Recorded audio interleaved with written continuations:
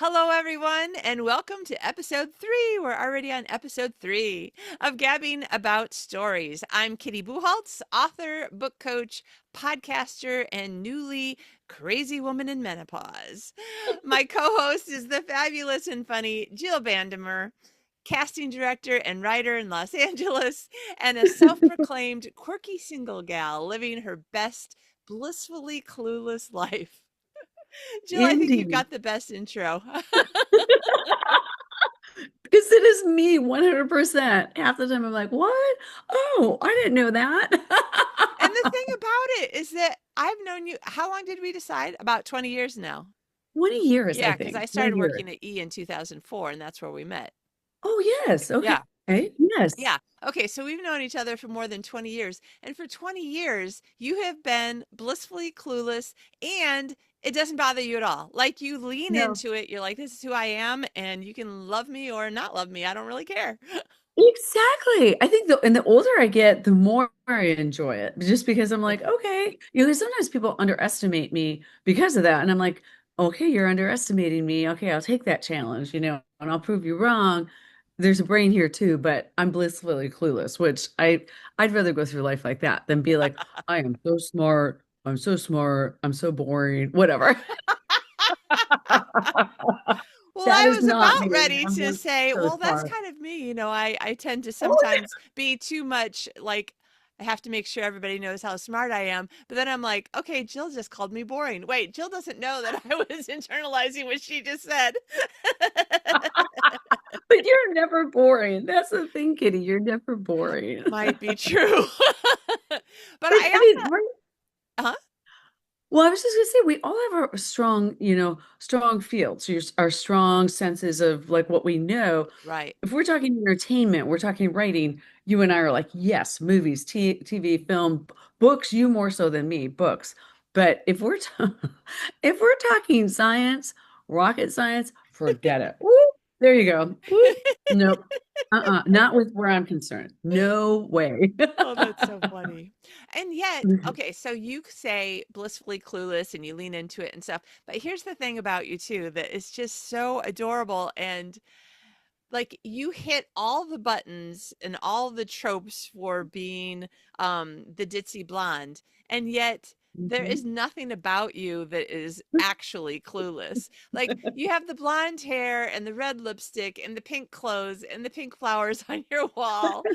And the first thing that you said to me when we got on the call was, "Oh, you're wearing pink too," which I did partially for you and partially because this is my new Christmas present. It says Lightbringer on the front, and on the back it says, oh, I can't read it because it's on my back, but it says something like, "You make the world brighter just by being in it." So John bought it for me. And it's so true. That's so you. It's Thank so you. true. But here's the thing is that you're blonde and bright and funny and like you just have all this light and energy and stuff. And people in media, so this is the Gabbing About Stories podcast. Well, there we People in go. media love to make fun of the thin, pretty blonde, who's giggly all the time because giggly surely means that you're not thinking about anything smart. Right? It's so true. It is Yeah. so true. And And yet we yet are. but it's not true. That's true that they do it, but it's not actually true. I mean, give us your thoughts on this is not where we were going at all. Honestly, people, we do have an agenda and then it just goes out the window. Here we go. We'll go get it from outside the window in a minute, but let's just change the subject. What are your thoughts on, the media and the perception of who you seem to be as the icon of this thing that's in the media, but like that you are not an idiot. So, It's right. It's true. It's interesting. Right before we came on, I was watching an interview with Jessica Simpson. And she's notorious for like chicken of the sea, but this isn't chicken and da da da. yeah. And frankly, I think she's taking that all the way to the bank because she made a comment in Right. this ET interview. She was just like, I just did another commercial for something with regards to that and stuff. But she is. she may even be a billionaire at this point, but she's a millionaire with her business, Yeah. not just with music, but with her clothing, with everything. So, I mean, right there, that's a prime example where people think she's a big ditzy blonde. And I feel that way too, where I'm like, but you're not. Like you know what you're doing. You're not, but you also I personally don't want to be super serious. Like I say super serious all the time. I'll be serious with business and work when I have to be. You know what I Yeah. mean? But Yeah. on the other hand, I want to be fun. And if that means people think, oh, she's so ditzy and she's so da da da. Okay, go ahead. As Cyndi Lauper would say, girls just want to have fun. It is true. And well, it's so funny because I heard the actual song for WKRP in Cincinnati today. And if you, Oh I don't yeah. know, for those of you that show, Lonnie Anderson, I loved that they created a receptionist who is blonde and super intelligent and super Yeah. smart. Yeah. It's so the opposite of what you would expect. Yeah. So I love that. I just like to be silly at times and goofy and it just to Exactly. me my dog agrees. I don't know if you can hear my dog was barking. But now I want to. But that's the thing is that people, and when I say people, I'm not pointing my finger at men. I'm just pointing my finger at people who aren't like us. So if you aren't someone who really loves, you and I love to laugh. I don't know if there's anything we like Oh, more than laughing, laughing with our friends, laughing by ourselves at something that we just thought of or just did. I often tell people I was talking to God and then I'm pretty sure I made him laugh because he made me laugh. And I'm sure that there's some people who are like, you're just weird. That's impossible. And I'll be like, no, totally not impossible. Trust me. Pretty sure if God made me as somebody who laughs this much, A, God must laugh if we're made in his image. And B, if he made humor, then I know that he understands. So we must make him laugh from our silliness. we we must. God has a sense of humor, and I Oh, I wish I could pinpoint. There have been times where, and I know we talked about this in Bible study years ago, but I know there have been times where I'm like, of course, I'm being a baby and I'm feeling sorry for myself or things like that. I'm like, why is this or why is that, and worrying about some stupid thing. yeah. And then, for instance, I could just be walking down the street and I'll trip over something on the Air. sidewalk or what. Yeah, Yeah. trip over air, That's what and I'll I go, do. oh my God. And then I'll just be like, yes, God, you have a sense of humor. All right. Because there's just certain things where God will be like, see, life is not that bad. Like I could have fallen on my face. I fell on, I could have fallen and tripped over that crack, but I didn't. But it just is kind of like a wake up call of like, you're okay. You're all right there. Yeah. It's Yeah. like, I don't know. I wish I had a better example. I'll have to think next time of a better Yeah. example. But there are times where, and I literally will say out loud, all right, God, you have a good sense of humor. All right, there you go. You got me. That's exactly true. Yeah, yeah. And like you, I feel like the tripping over air is maybe not the example that we were looking for, but I know that yeah, if I sat down and thought about it, I could probably you and I both could probably come up Well, with 100 well, examples. well, I'll give you an example. I think it's actually because Kitty and I are both writers, as we talked about. So I'm coming out with a book of short stories of just silly things. It's called, I better remember my title, but it's Um, stories to make you smile and laugh, right? yeah, laugh and Stories smile. to make, yeah, laugh and smile. Yeah. Stories to make you laugh and smile. And I think I included this in there, but when I first moved to LA, which was almost 30 years ago, I took the bus and I thought it was actually kind of cool. However, me being clueless and blissful as I am, I would take the bus and just kind of had no sense of direction. I would just get on and, kind of be like, okay, well, I'm going to go to downtown LA. I forget where I was going, but I guess I was going to downtown LA somewhere. And I got on, but, we're from the Midwest. So I would ask people, is this going to da da da da? Well, one thing that you will find quickly, and I love it, but a lot of times people on the bus, they don't speak English. Mhm. So, and so I was just like, going to downtown LA and somebody would eventually say like, yes, whatever and stuff. But I remember once, and I had just moved out here and I ended up in downtown LA and all of a sudden the bus driver was just like, that's the end of the route. Like I was like, well, and he was like, nope, this is the end of the route. And I was just like, oh my God. Like now, the person I am now, I would never do something like that. Back then, I was so, again, clueless and blissful. And I was like, okay. And I had to get off the bus and then figure out another way to go. I think the bus driver did direct me to like another bus that probably, I lived in Burbank at the time, that then got me back going back towards home. And then eventually I Oh, was I just see. like, okay. And that's how I learned. The funny thing is, like, I was just like, there must be a God because I'm alive to tell this story. Like, I Right. was just like, Okay. who does Yes. that? It's on a bus and it's just like, where is blah, blah, blah. And then nobody speaks English. And you're just like, okay, well, that was silly on my part to think that. But I have to say, that's how I learned to get around in LA because I got my map, the old-fashioned map, and then I would follow from that point on. Every time I would be going traveling somewhere, I would follow like whether if it was Hollywood, here's Sunset Boulevard, here's Hollywood Boulevard, here's Fountain, here's Yeah. La Brea. So when I finally was able to get a car and drive, I at least knew some of my way around. And to Yeah. this day, I'll go, I remember that because I took a I took a bus in the wrong direction and ended up over here at some point. Yeah. Yeah. I was the same, I lived 13 miles outside a town of 2,000, so really the country. When people say Oh, I say I'm from a small town, they're like, "Oh, me too." Then I'm like, "Oh, where are you from?" And then they name some town that has like 100,000 people, and I'm like, yeah. "In what world is 100,000 people?" I'm like, "Okay, not Philadelphia, but 100,000 people is not a small town." It is to some No, people, I guess, if you I don't know. I don't know no. what. So I'm really, really from a small town, and you grew up on a farm, so clearly you really small town life. So Small town. It was like yeah, 5 to 8,000. yeah, Yep, five, all and right, I think it's getting smaller. yeah, Yeah. Yeah. exactly. Yeah. These I days, think those I think Kalkaska has been a town of 2,000 for about 50 years. like our big claim to fame years ago was like Louis Molly, the director, came through town and he they were obsessed. Everybody in my hometown in Glencoe, Minnesota, they're obsessed with that. Back in the day, they were obsessed with mowing the lawns and stuff. And he goes, "This is God's country," and he made a documentary called God's Country, and it's Glencoe. And I think back then, and I think this is also in my book. Back then, the oh God, the most eligible bachelor in my hometown was the cow breeder. Nothing against cow breeders, but Right. most towns, most cities don't have cow breeders, I think. But in a small town, you have a cow breeder. Yeah. Yeah.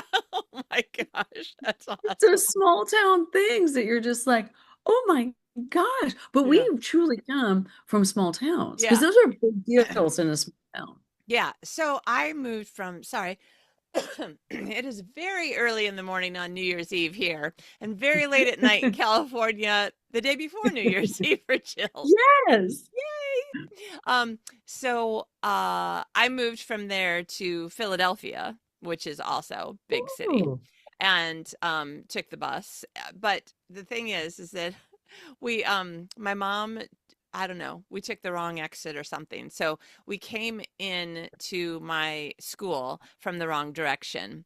And we went Oh. through all the worst parts. Well, probably not every worst part. We went through a lot Mm. of worst parts of Philadelphia. And my mom was driving the car, single mom, two daughters in her car, and two teenage girls. And I could hear her muttering about how she wasn't going to do it. She wasn't going to leave her here. I'm not leaving her here. She was like seriously thinking about turning around and driving back to Michigan because she didn't want to leave me. in this and then we got to the dormitory, and the first story of the dormitory has steel bars on the windows, and I'm Oh. thinking, oh cool, we'll be safe. And my mom, of course, has a lot more life experience, and she's flipping out. So that's like my initial experience, and she like made me, yeah, of course, because she's a mom. I'm sure every parent dropping off their kids someplace, whatever age, the first time you drop off your kids someplace, and you're like making them make all of these promises, which of course they promise and then completely forget about 2 hours later. But a Oh, few yeah. months after that, still knowing that it was a big city and dangerous and you have to be careful, but it's all still pretty theoretical in my head. I mean, it was the University of Pennsylvania. They're not going to charge you bazillions of dollars, which I didn't have. I got there on scholarship, but they're not going to charge, bazillions of dollars and then not keep your kids safe. So, Yeah. it's not going to be, I don't know, some city college in the middle of, the worst part of the city. So I never ever felt unsafe. And so I wanted to buy a guitar. It was like the second semester. So, well, it wasn't snowing or raining or anything like that. So it was probably like March or April or something like that. And so again, right, before the internet, well, not before the internet, but before cell phones and all that, you have paper maps, or you ask the bus driver. All the bus stops have paper maps. This bus goes in this direction, this bus goes in that direction. So I just figured out what bus was going to go to this place that sold used guitars. And I was like, pawn shop, sure, whatever. Like now as a much older adult, I'm like, pawn shop, that could be not good or good. Oh my God. So I Yeah. I take this bus, I get off, I know, and then I've got the map and I know that I need to, turn left and walk down the street for like, I don't know what it was, a mile. It wasn't that long. Um, Oh, if you're from the country, a mile isn't that long. If you're yeah. if you're now from LA, a mile is like 5 Oh, million yeah. miles and you would Like, not do it. really? I know, I saw your face. I'm like, Jill's thinking, a mile, walk a A mile. mile? Yes. So I get to the pawn shop. I look at the guitars. I'm thinking, oh man, that one or that one or that one. And then I'm ready to go back. So I go back, but like there isn't a bus in the middle of the country. So I don't No. really know how exactly they work. I think I went back to the bus stop I was at, but then I had to ask the bus driver, I'm like, I need to go back to Penn. So like, and he was very grumpy and he's like, other side of the street. So I cross the other side of the street. I wait for the Oh. next bus. I'm like, I need to go back to Penn. Can I go back to Penn on this bus? So the driver like waves me on. And okay, so this I hope I meet this guy in heaven because I just want to give him like 14 more hugs because I was so naive. I only vaguely understood what a kindness he was doing. But so he looked at me, this little white girl in her sundress out in the oh, I forgot to tell you the middle part of the story. On the way to the bus stop, some guy pulls over in his car and I can't remember if he opened the driver's side or the passenger side door or the passenger side window. And he was like, "Hey, you Oh, need a geez. ride?" And Oh, of and course. I had no idea. Like Oh, now it geez. occurs to me that maybe like did I look like a prostitute or did I just look like a really naive young girl who could be taken advantage of, Oh, or because I was okay. 18 years old and clearly I'm sure it said innocent country bumpkin on my forehead. I mean, like what else could it have said, right? So this guy pulls over and I was like, "No, I'm going to the bus stop. I'll give you a lift. Go ahead, get in." And he like tried like several times to convince me to get in his car, which because he kept trying to convince me, I was like, that would be a no. No. but you and I were raised to be such nice girls that I was Yeah. like, no, thank you. No, really, You, no, thank you. No, you, thank you. Which you now maybe I'm thinking, are, but no, thank you. right, like I should have just turned my back and not talked to him, or today I might have said something really rude back to him, or, but then I was like, no, thank you, still trying to smile, like thinking Yeah. my mom's voice is always in my head, don't be rude, smile. So Don't be that's rude the to the middle. serial killer. Don't. So by the time I get to the right bus, and it's this small old black man, and he's like really short and grizzly looking, and he looks like he's going to be grumpy like the other bus driver. Uh-huh. But he's one of those like really sweet grumpy men, you know what I mean? And he just Yes. looks at me, he goes, "Girl, are you," I think he said something like, "Are you a student at the University of Pennsylvania? Is that where you're saying you're going?" And I said, "Yes, yes. Does this bus take me there?" He was like, "Little girl, sit in the seat behind me and do not move until I tell you to get off this bus. This is not a safe place for you to be." And I just Oh, felt like, oh, Grandpa's going to take care of me. And oh, he bless talked to me your a lot heart. of the ride and he was so kind and so sweet. And then when it came to my stop, he's like, "Girl," and he's like, "When you get off this bus, I don't want to see you going off in these areas again. If you're going to go someplace again, you take some big boys from your school with you. She's like, don't be walking around the city by yourself. And I was just like, yes, Oh, sir. Okay. Thank you. But oh my, it was the most amazing, weird story, but definitely. So this circles back to I'm sure God was just like, oh, like laughing with the palm against his forehead, kind of laughing, like, oh, Kitty. I'm sure he sent me this particular bus driver. Like, okay, this guy's going to take care of her. I love that he's like, well, these days he'd probably be like, girl. I love that whenever anybody says to me, they're like, girl, what? Girl. You're like, oh God, you better listen to this. Oh my God.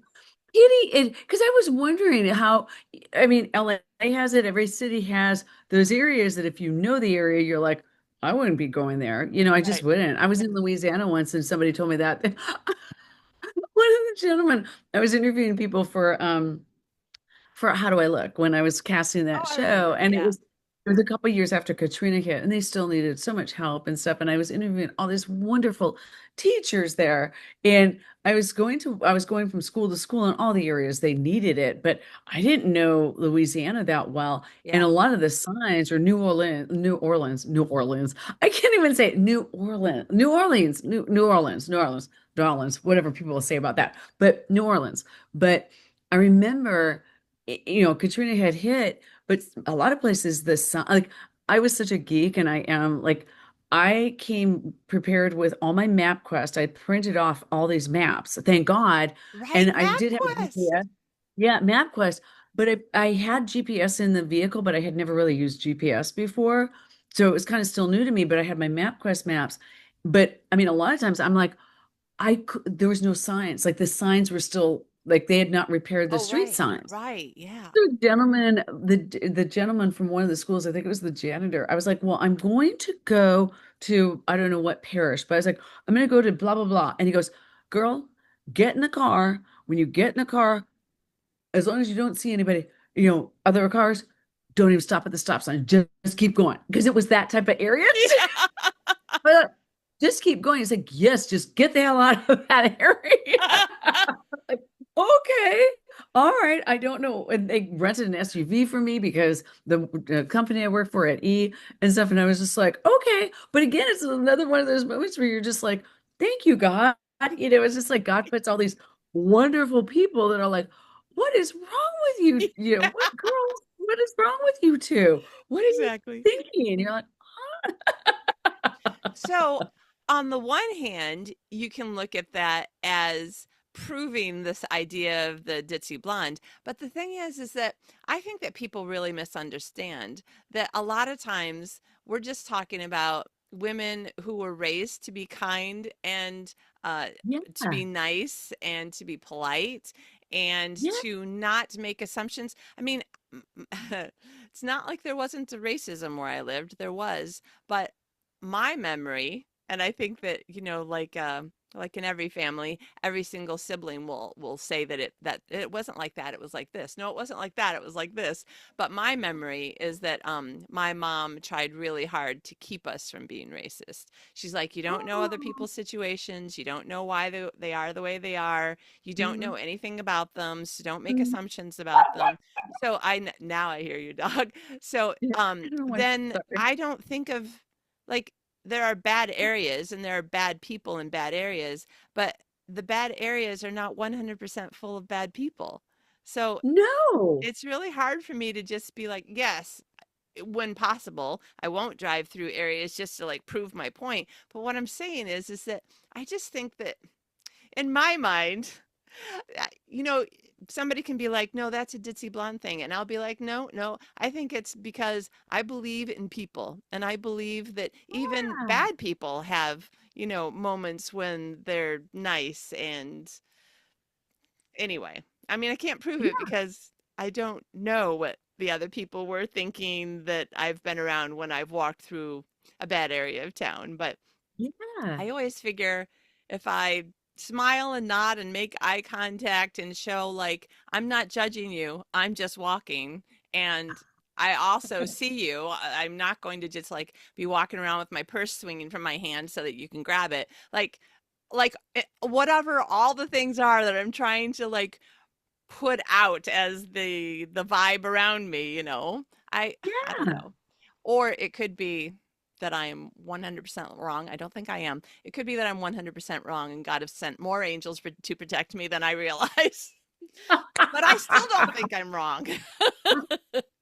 It's so true. You just look at these moments and you're just like, how did I live to tell about that. But it is true. It is true. I mean, there's areas in LA right now that, yes, I would think maybe twice now, knowing what I know Yeah. and about going there or certain times of the day or whatnot. But still, you're exactly right. You know what? You were raised to be a nice girl. We're Yeah. nice girls. We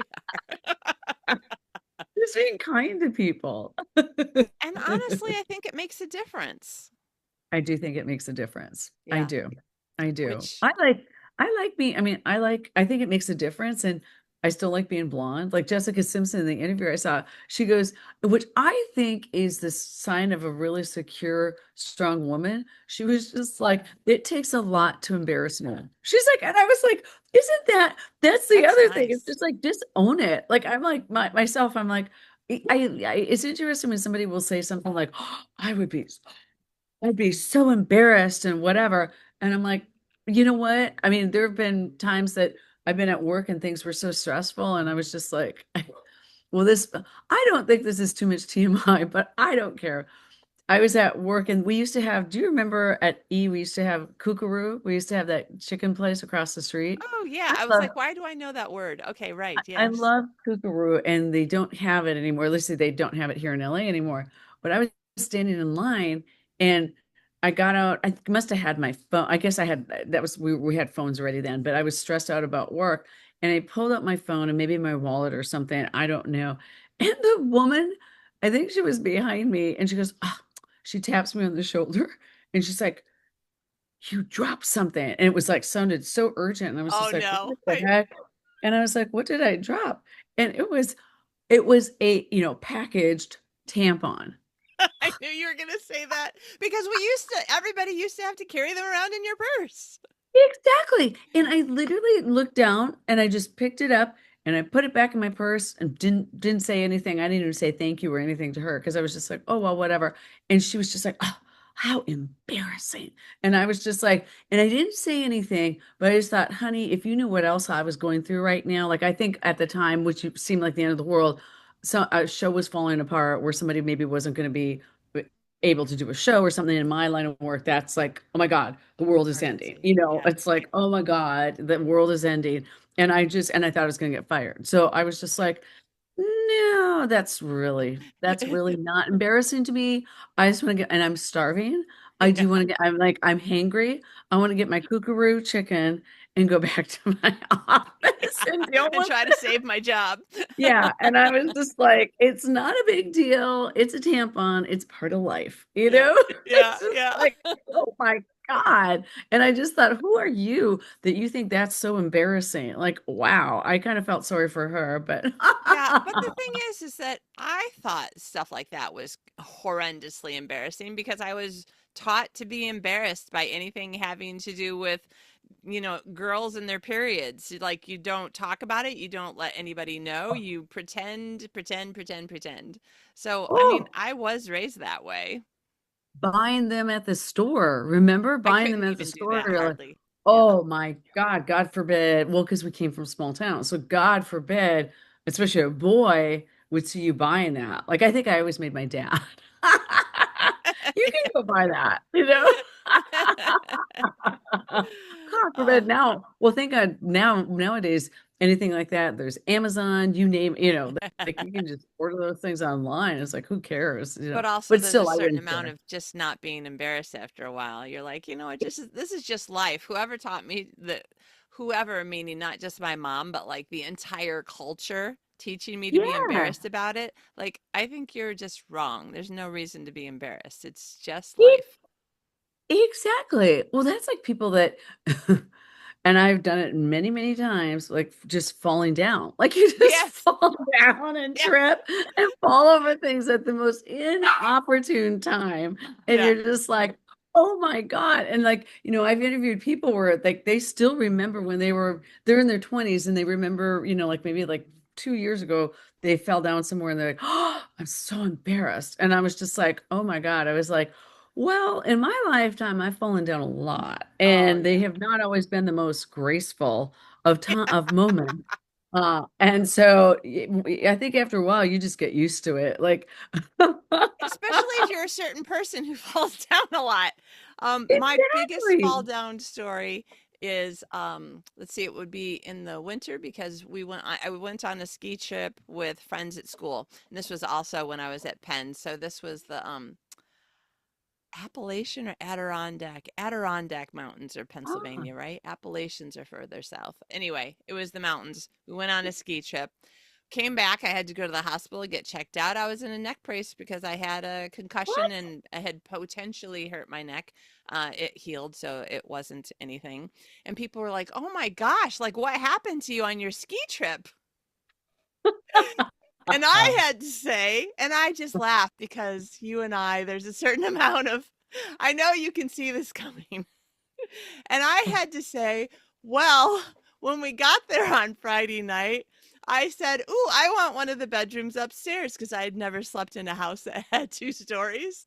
So I took all my stuff up and then, got all comfortable, got in my sweats and my nice soft, comfy socks. And everybody who was starting to play a game, they're like, "Hurry, come down and play the game."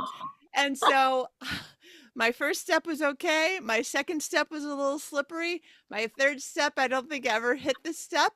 My feet, that is, did not hit the steps. My head hit every single step on the way Oh, down the oh stairwell because I had God. on those soft, slippery socks and a wooden staircase that didn't have carpet or a runner on it, and Oh. slammed my way all the way down to the floor. And then people were like, "Oh my gosh, are you okay?" And you're like, your first thought is, "I'm sorry," because you get taught to say I'm sorry all the time. And then you're like, "Ow."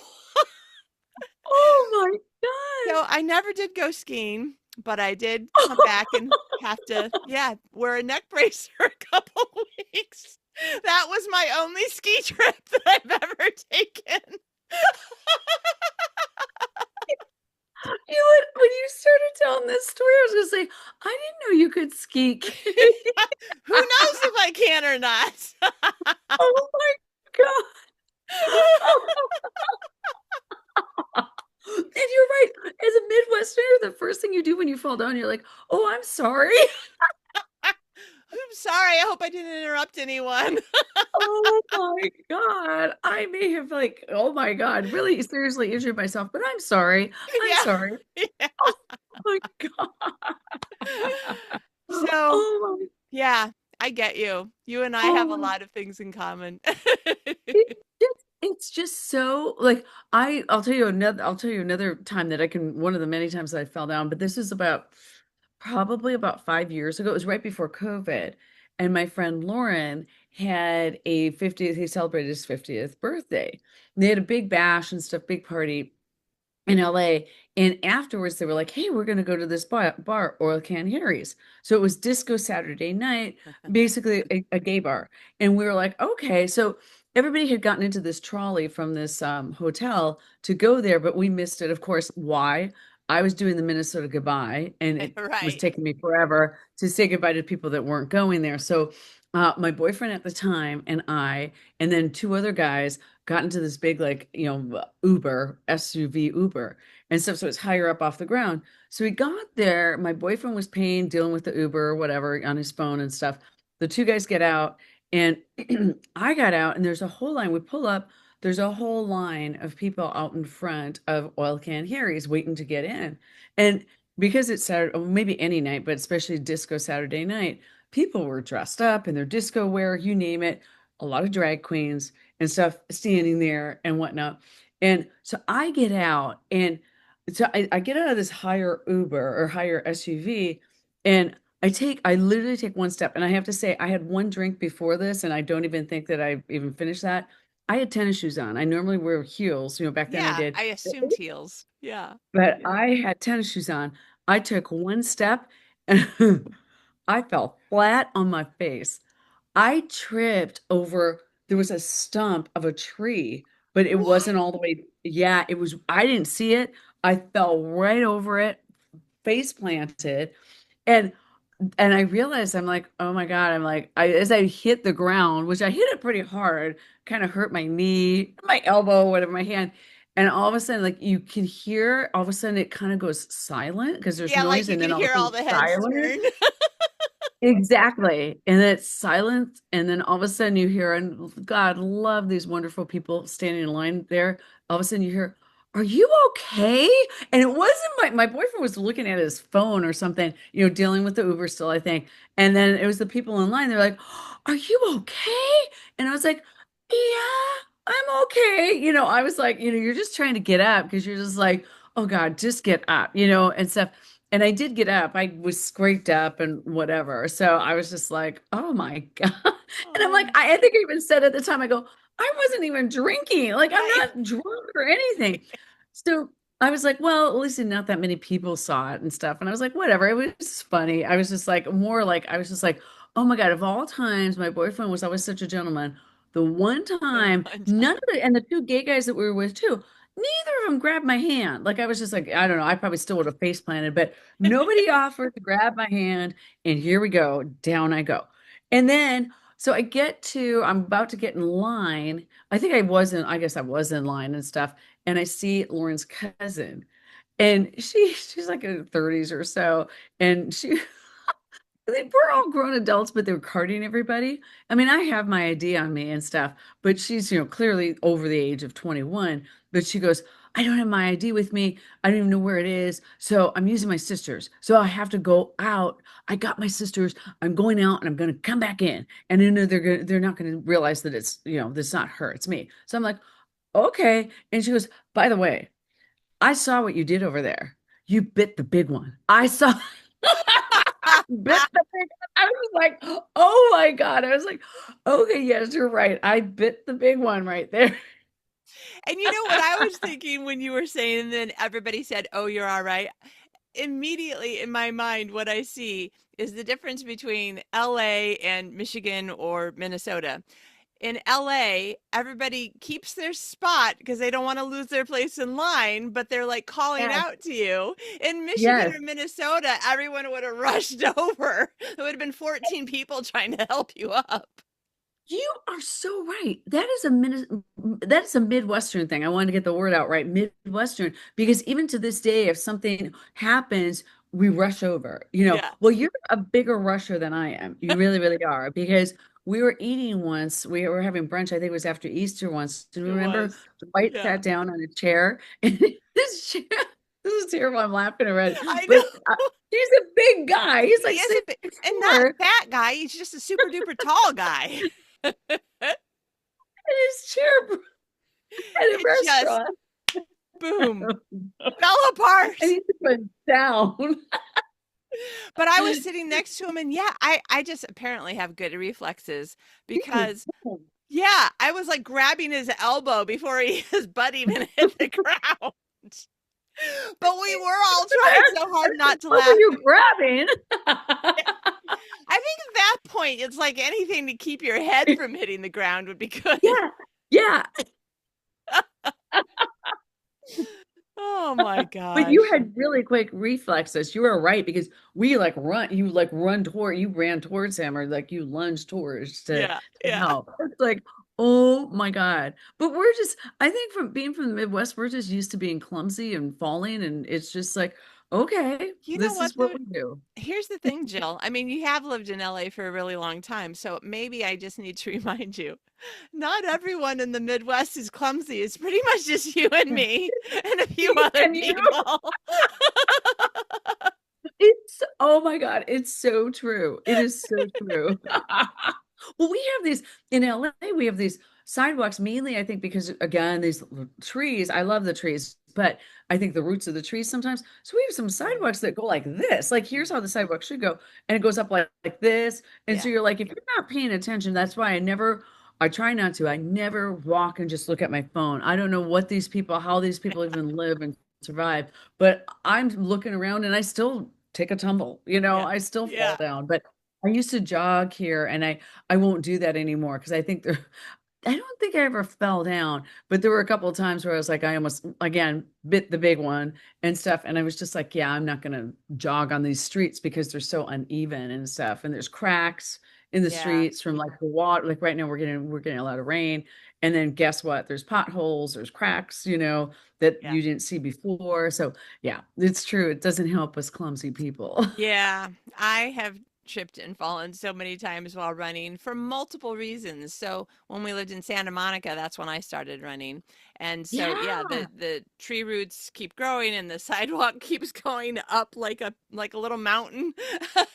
And Yeah. I would have to be like, okay, when I get to 11th Street, remember the sidewalk's really bad. And I'm thinking to myself, 11th Street, like, and then there'd be some like whole blocks where I felt like I was doing some sort of exercise from high school gym class where I was having to raise my knees up as high as I could to get my feet up far enough off the ground that I wouldn't trip over the tree roots and stuff. And I'm like, my gosh, do I look like a complete idiot? But then I'm like, well, you look like more of an idiot when you fall. So, You got but your built-in obstacle course. yeah, it really is. Some of the sidewalks in LA really are obstacle courses. They're terrible. Oh my God. I don't I know think how I'm gonna people in sneeze. I wheelchairs manage. apologize. This is live, but I think I'm gonna sneeze. That's Uh-oh. okay. I I'll was just trying to go talk off over it. screen. There Yeah, you go. just that's what we do best. Yeah.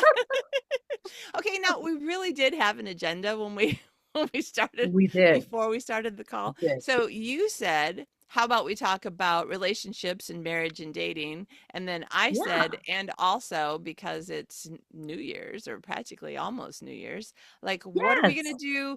A lot of times people talk about what are you going to do the same? What are you going to do differently? What are you going to stop doing? Like what are you going to add? What are you going to subtract? And what are you going to do Yeah. differently? Um, Yeah. so if we combine both topics, I haven't really figured it out. I want to be like a better wife and best friend. John says that I'm great, Aw. which is great, but I always Yes. want to be better than I was last year. So I haven't figured out. Well, one thing that I want to stop doing is to stop complaining so much about, the things I complain about, whatever they are, um, which I'm sure is a lot of things, but right now I can't think of one. But uh and maybe I don't know. See the things that I feel like I should change, like I should stop expecting John to cook for me all the time. But I'm like, but I don't Aw, want to stop expecting him to cook for me because I'm a not good a good cook. cook. And he is. Yeah, you've eaten his food. Yes, I have. Yeah. I have. Now I'm a good baker, but the thing is, I was talking to a friend of mine who owns a like fitness like a place where they sell like protein powder and stuff like that. You know what I mean? Like Not a gym, right? not a gym. I'm joking. Not a 'Cause I'm like, gym, but the what is place that thing next to the called, gym? gym that Yeah. sells the Yeah. protein powders and all the weightlifting gloves and stuff like that. And he asked me, he's like, "So what do you think about, like you're a baker, what do you think about like baking some stuff like for the lunchtime crowd or something like that?" And I was like, "Oh, well, that sounds really interesting." But I'm thinking like he's very fit and thin and I'm not. And I said, "Well, the problem with that would probably be that the only things I know how to make are like really fattening and high in sugar and butter and flour and like those are my three main ingredients in the things that I make." And he is just looking at Yeah. me like his smile just kind of freezes on his face and he's like, "Yeah, not that though." Like, I don't know how to make anything healthy. Oh my God. Yeah, look at me. I'm like, oh my God, he asked you to make something healthy. But Does you're he not thin, but know? I know that you like food, so I don't know how you do it. But maybe one of Oh, my New Year's Eve things should be figure out how Jill eats and eat like Jill.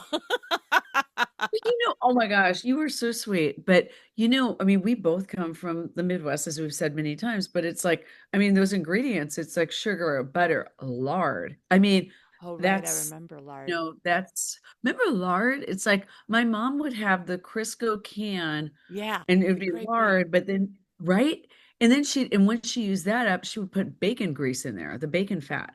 Then she'd Right, cook with the bacon grease. It's like, right. oh my God. This, I mean, it was good though. Like all that stuff, you would smell that stuff and you're like, I don't eat that way. I mean, I still like the sweets and stuff like that. I still do like those, but Yeah. yeah. Oh my God.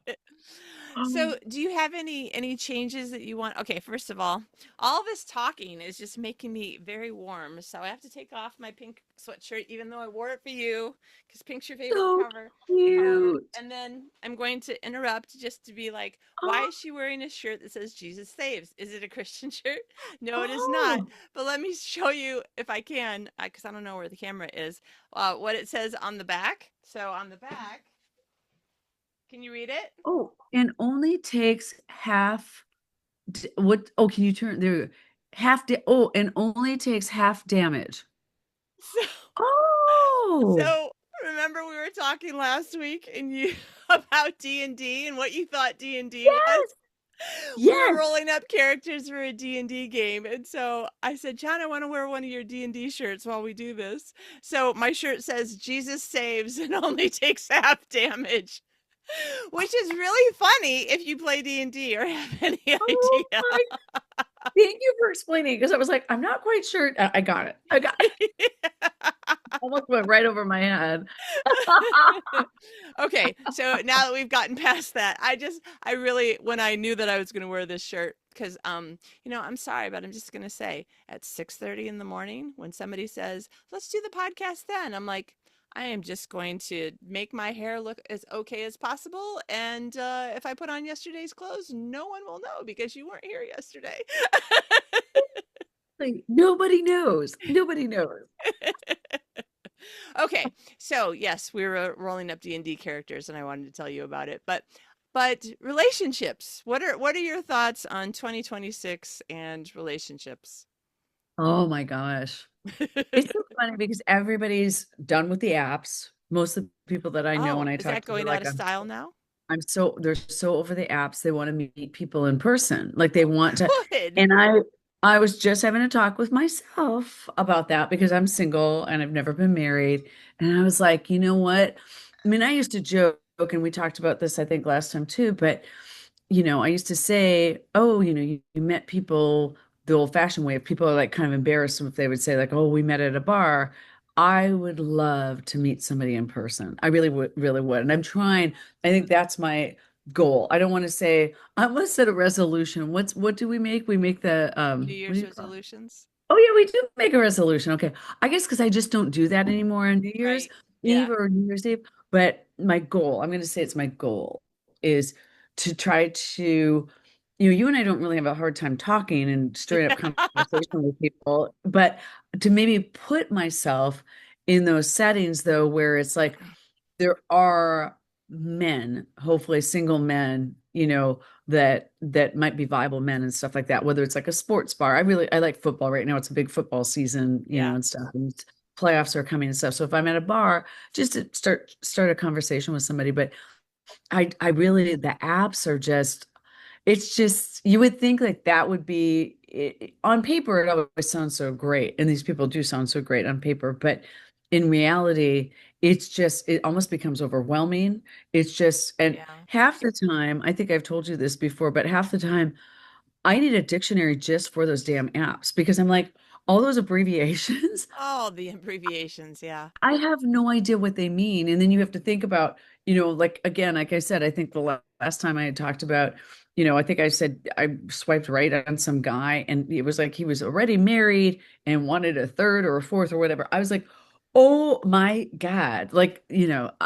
no, no, no, no. So I don't know what I'm signing up for. So I guess, to answer your question, my resolution is like, trying to find that nice person and like really give nice people a chance, Yeah. you Yeah. know, Yeah. give nice people a chance and actually like and see like, oh my gosh, this person's a really good person. For guys and gals, I think it's just like you meet people, and the sad thing is, I hear it all the time from all ages that people get ghosted. I think that is just, it's really quite sad these days that there's just people that they just don't even get back to the other person and stuff. And I just think Yeah. like that's just, there's no communication anymore, or texting makes it easy to just go by the wayside, Yeah. and you Yeah. get your, especially the people that maybe feel like they actually like maybe if one person feels like, oh, we really made a connection, and yet there's nothing there. Yeah. So that's what I would like to do. I mean, well, let's talk to you, Kitty, about, because I think I love to hear like my favorite question that I always love to ask people is how they met, how the couple met. Ah. So how did you meet John? We met in person because there wasn't any apps.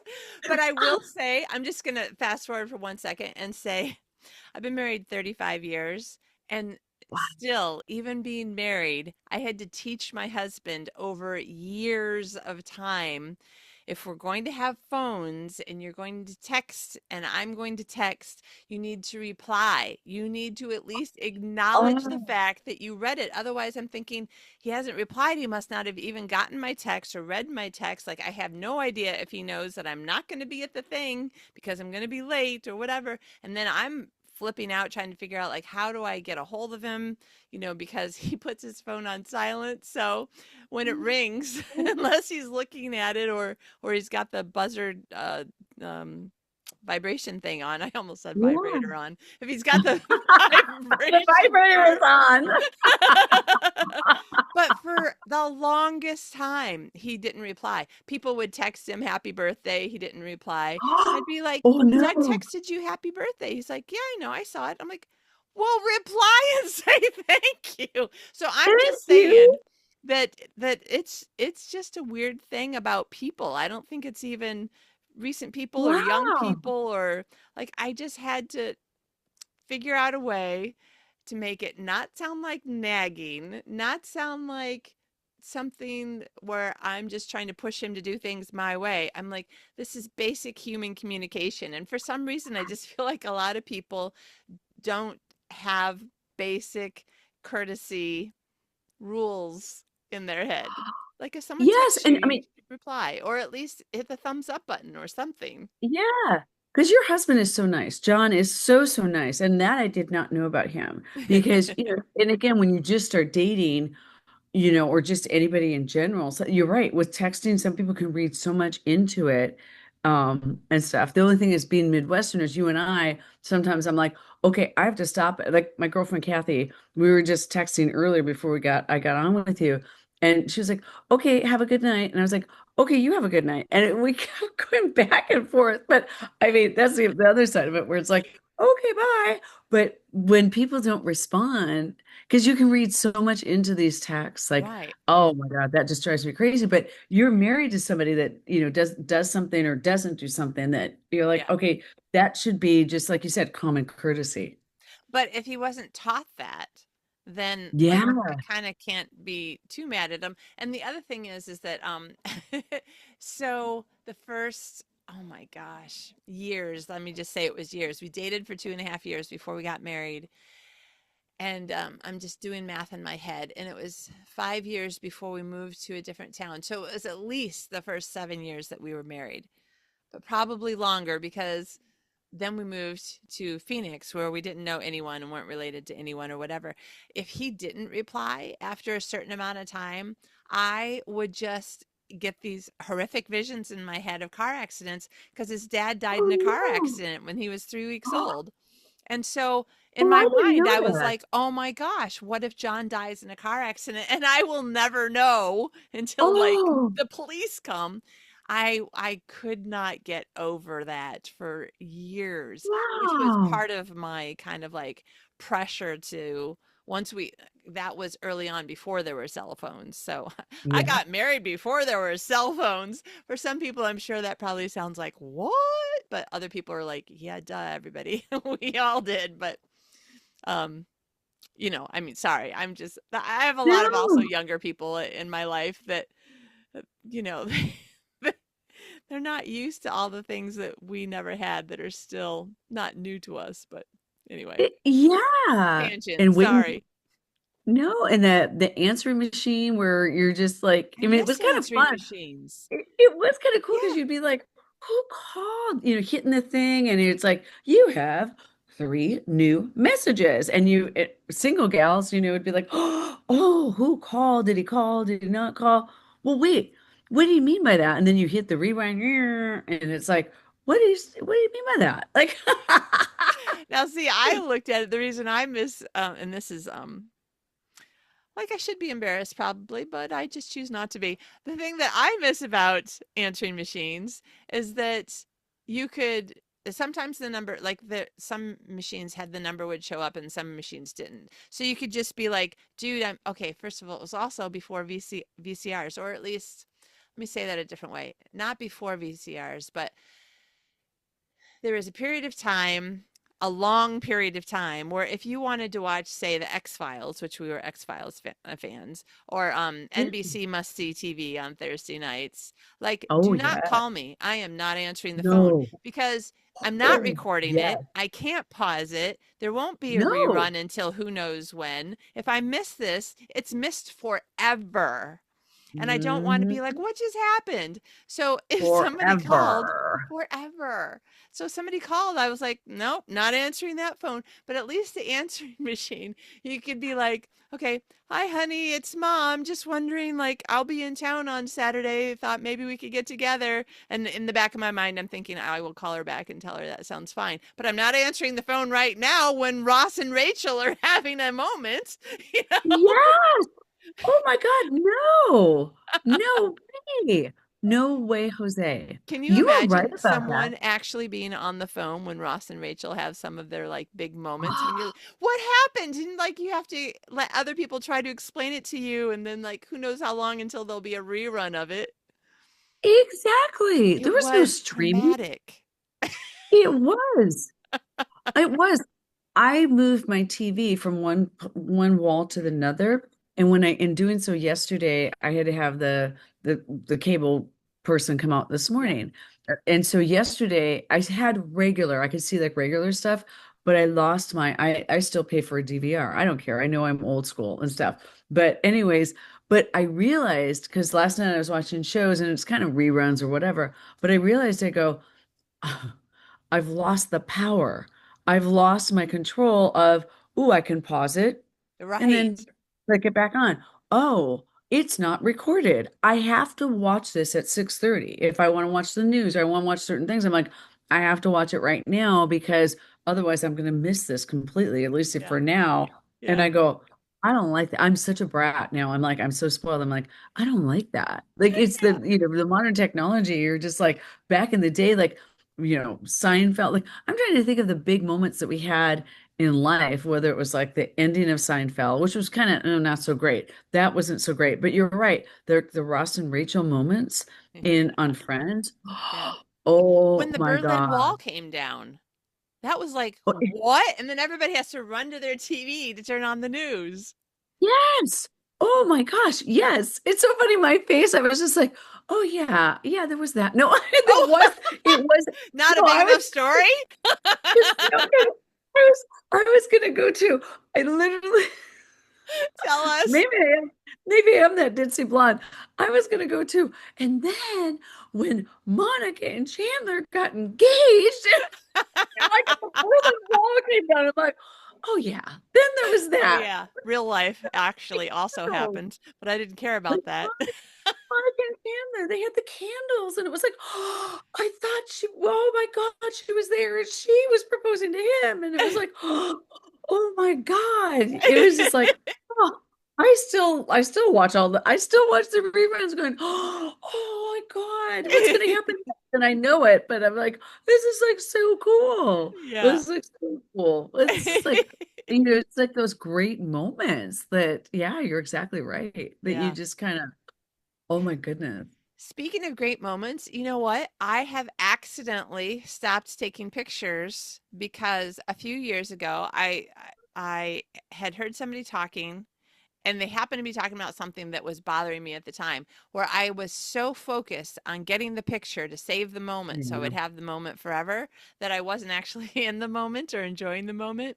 But now it's gotten to the point, and this last year was definitely a prime example, where I'm just like, I did not take pictures of anything of the interesting, cool things that happened and the cool people I was with. And like literally, we were on the way to Oh, the train station for someone to go back to the airport to go back home. And we were like, oh my gosh, we didn't take a picture. Like we were together for what? 4 days, but we were enjoying every moment. So I probably will not actually look at the picture at the train station because I'll be Oh, thinking, oh, remember when we were all laughing on the couch about that thing?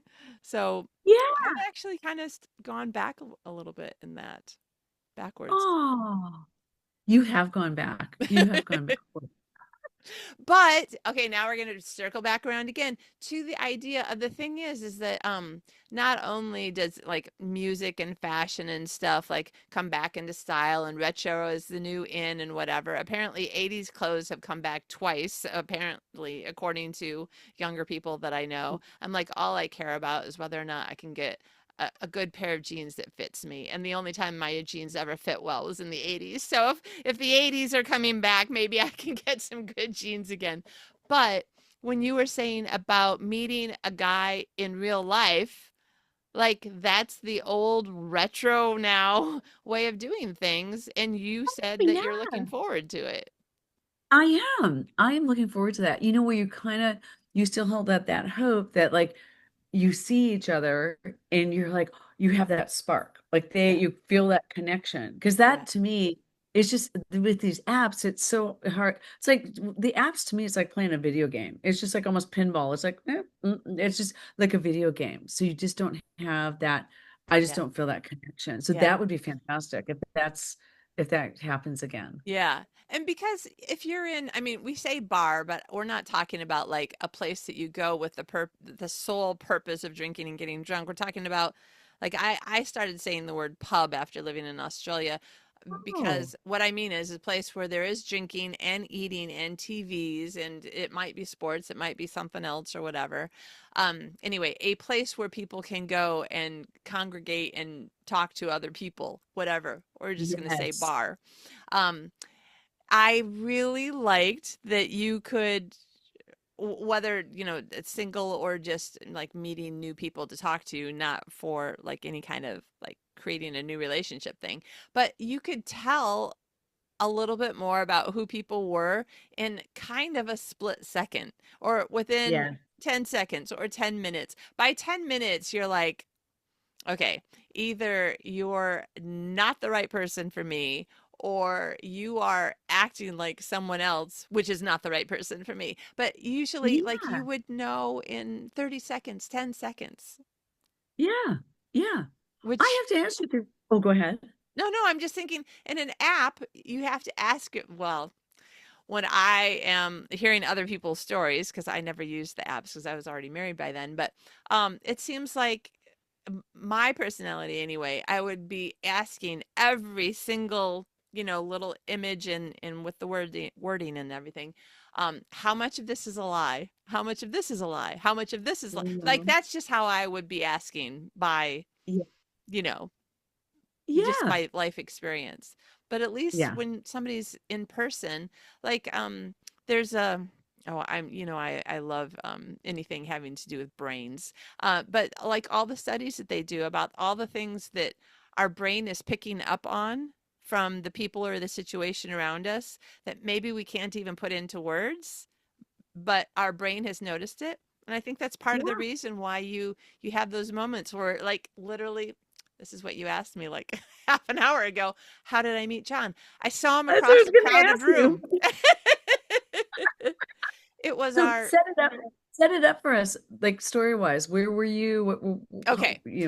So, mm, so I said earlier that I went to Penn my freshman year for college, which was super awesome and cool in many ways, and also was not sometimes there's just something that you want out of life, and it wasn't giving it to me like I thought it would. I wanted to move away from my small town, move to the city, go to this like amazing school where everybody's super smart and they're really going to push you. And I really did like the intellectual stimulation, but I still felt like there was something else that I wanted that I wasn't getting.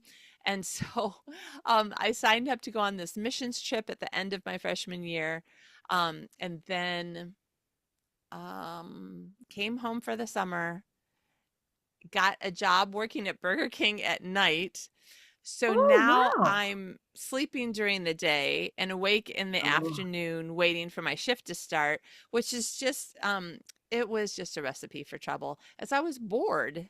And basically I think that probably most people who get in trouble are because they're bored. That's just my opinion of well, anyway, so it's a lot of people that I know or stories that I've heard. It's because they just didn't have anything else to do, and they do stupid things and make stupid decisions. So anyway, in the midst of being bored and making stupid decisions, I signed up with the Marines. They were like, "Oh yeah, like where you can go out and save the world, and it'll be oh my amazing, and you'll be amazing, and you'll feel so good about yourself." I'm like, "That's what I want. I want to be amazing and feel good about myself." So then I joined the God. Sign Marines. me up. Sign me up. That did not turn out well for me on multiple levels, which is a story for another day. So when I got home, that would have been the beginning of what would have been my sophomore year, my second year in college. I came home on crutches from the Marines in October and then had to figure out, okay, well, that didn't work out. So now what? So I went to, so the semester was already, of course, started at school. So I missed the first semester. So Oh, I could either geez. go try to get back in for the second semester or just go to like the local community college. And part of another story, but I was also somewhat suicidal. So my mom didn't want me to go off to, college Oh, 800 miles away. And so I enrolled in the local community college for the second semester just to have something to do and get back into school and figure things out again. So I met John, I think the second week of school. Yeah. what? So there was, there's all these college organizations, Christian college organizations like Fellowship of Christian Athletes and Navigators and InterVarsity Christian Fellowship and all of that kind of stuff. So one of those was meeting at this school, and I was like, oh, great, I'll make some friends there. So I went, and it just happened to be that once a month they have like a birthday cake and like birthday party for everybody whose birthday's in January kind of thing. And so it happened to be Oh, a day that they were having cake. And so I went and a whole bunch of people, of course, that I didn't know because I'd only been at the school for like 10 days or whatever. And I see after the meeting part while we're eating cake, I look across the crowded room to somebody that I had met the week before, and next to him was a tall guy with dark hair, dark glasses, black coat, black jeans, black boots, black scarf. It's January in Michigan, so oh winter yeah. clothes. He was dressed all in black, and there was like a black thundercloud above his head, and he was just kind of scowling. And I looked across the room. Remember, I said I had just gotten out of the Marine Corps and I was still struggling with feeling like it would be better just to end it all. And I looked across the room and I thought, there's a guy who looks how I feel. I should get to know him. Oh So, my God. because I talked to everybody, I walked across the room, said hi to my friend whose name I just now realized that I can't remember now, but I've known it for years. Anyway, I'm said sure hi to that person him. was such a good friend then. Well, I didn't know any of those people for more than 10 days, but yeah, now I can't No, remember. no, Um, no, I know. I'm the same. I'm like, really, that person was such a good friend. I just can't remember their name. yeah, I mean, I haven't seen him for 36 years. Yeah, and then I was like, "Hi, I'm Kitty," stuck out my hand to John. I "Hi, knew you were going to say that. Hi, I'm Kitty. I'm Kitty." That's your opening line. It is. And I'm sure that even though on the inside I was like, it would be better if I just like stopped living and went to heaven, and that would be so much better than life right now. Like, I'm sure that on the outside, what people probably still saw was, "Hi, I'm Kitty." Of course. So I got his name, and like, it was How did he everything. respond? How did Every John word respond? was like pulling teeth. I don't know why What? I tried so hard, but I just John. was determined to get this guy to talk to me.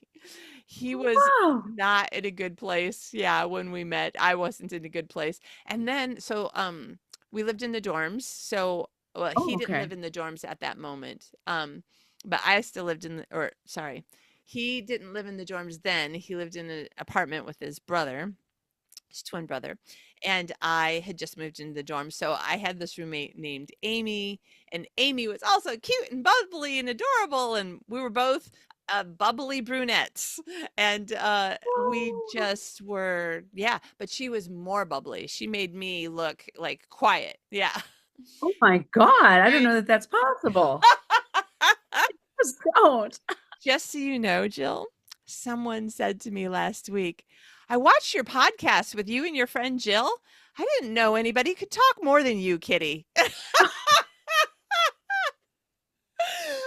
You and I were good. That is a compliment. Right? I'll take that. I knew You. you would take it that way. So John decided that he really liked my roommate Amy. And for some What? reason, I was like, I am not daunted by this. I am determined. I don't know why. I've never pursued anybody the way that This I sounds pursued like a John. romantic comedy. I'm like, I don't think I knew this. Okay, I'll let you finish. I'm sorry. I didn't know that. No, I'm like, no. oh my God. Like How I Met Your Mother. Or I don't know. I'm trying to think of all these movies that I've watched too that was just like, oh my God. Yeah. Yeah. Okay. I'm sorry. Yeah. No, Continue. no. So, but Definitely Maybe. I think it's like Definitely Maybe is this yeah, Ryan Reynolds movie. I And you're really trying like to that figure out movie. who the mother of the girl was. And I'm like, Yeah. what? He liked Amy? What? Now, so we met on January 13th. So in Okay. 2 weeks, wow, 2 weeks from today, my time, we'll have known each other for 38 years. Whoa. I know. And I remember Oh. when I was like 18 thinking anybody who's been, married for more than 25 years, they're just old, obviously. And now I'm like, They're yeah, so over the hill. so Oh my old. God. And I clearly stopped coloring my hair during COVID. So Oh that's why I my feel the need God. sometimes to say, I'm not blonde. This is white. I used to be a brunette. No, I love your hair color. Love Oh, it. thank you. Thank you. Thank you, God. I didn't do it. I love it. It's beautiful. Thank you. So we met on January 13th. So between January 13th and January 16th, I was pursuing him. He was pursuing Amy. Um, there was pizza involved in our room at one point, but he spent all of this time really talking to Amy and me trying to like get his attention. Look And at me. Look at me. No. look at me. Yes, no, that has not stopped really, Jill. If John were here, he'd be like, "No, she hasn't stopped saying, 'Look at me, hug me, kiss me.'" And then also he had pet rats. So at one point he was in the lobby and he had his pet rat on his shoulder. And I was like, whatever it takes to get this guy's attention. I don't know why. I've never done this before. Like Wow. there was if somebody Wow. wasn't interested in me, there was more people to go and talk to. I don't know what it Yeah. was about. Anyway, so rats, ew. And I was like, Yeah. of course I'd love to pet your rat. So Oh he my I was meaning on your shoulder. He puts it on my shoulder and I'm like, "Yeah, God. this is great. This is Oh. oh my gosh, it's going up into it was starting to like burrow up into my hair in the back of my head. And I'm like, could you please take him now? Really hurry, please?" Oh my God. And I'm still trying to smile because I want him to like me. So Oh how my. old am I? Am I 19? I'm 19 now. So there'll still be two more months before I turn 20. And Oh. and then I was like, okay, well, I couldn't I couldn't get his attention by being cute and funny. I couldn't get his attention by pretending that I liked his pet rats. So I'll get his attention the way that like my strong suit, like my whole life, it's been I'm one of the smart ones. So I'll try to get his Oh, attention with like showing him how smart I am, which sadly was something that I tried to do for a good part of my life, and I'm not sure that I've really gotten 100% away from it now. My identity sometime in my very young childhood was to be smart. Like oh you'll my, get good attention if you're smart. And oh wow. unfortunately, I haven't gotten away from wanting to make sure that everybody knows that I'm smart. So, and now I've actually started doubting it the last 15 years. During Smarty menopause, I pants. really was like, yeah, no, I'm not smart. I'm a freaking idiot. Smarty pants. Smarty pants, exactly. Brown noser. So I'm like, Oh, okay, I'll be the smart one, and maybe he's looking for a smart girl. That'll work out great. And so I was a math tutor. Like the job that I got on campus was oh in the wow. tutoring department. Yeah. And I tutored all kinds of things, but my specialty was math. I really, really like math. I just think it's fun. And there's always an answer. So I like that there's always an answer. As Wow. opposed to, well, I really like philosophy too, which there is not an answer to. But anyway, I was a math tutor. So I would take my whatever it was, trigonometry probably, book down to the lobby. I'm a math tutor. Does anybody know how to do like chapter 3 in this trig book? Oh Anyone? my, Anyone know how to do trigonometry? I was like, "Hey John, do you know how to do trigonometry?" He was like, "No." I'm like, "Oh, man." Okay, that didn't work. oh no. Yeah, so I don't know why. I guess I just wore him down, but I think it must have been. So I met him on January 13th. I spent obviously 3 days trying to wear through any defenses and walls and whatever to try to get him to, and because it was the 80s. So I don't know if you remember like being a modern 80s woman. So as a modern 80s woman, you can ask guys out because that's what modern 80s women do. They ask out who they want to go out with. Yeah, I don't know. Yeah. Did you do that No. in Minnesota? No. I did. I was determined to be modern. I did not do that. So I asked him out. Okay. Oh, And so I got all dressed up. I borrowed, a skirt from my sister and shoes from this. And I did all the thing. I did my hair and makeup, and I had the cutest. This is a story that has never left our marriage. I had the cutest little short ankle boots that were suede and like think oh, 1980s, super duper cute. They were my favorite boots of all time, still to this day, still oh, my favorite boots. They were comfortable, they were adorable. You could walk a long ways in them, but they made you look yeah, awesome. Yeah. yes, Every woman yes, wants shoes she can walk in that also make her look exactly. awesome. Yes. Oh my Exactly. God. So I had all this stuff. He arrives early, and I'm like, not What? ready. I thought you'd at least just arrive on time. And then he was like, no, we have to get to the 7-Eleven before 7 o'clock so I can buy a lottery ticket. Oh, What? I have to buy a lottery ticket. You can't buy lottery tickets after 7 o'clock. Okay. All right, hold on a second. Let me finish getting dressed. And so we leave early, and then he's on a mission now.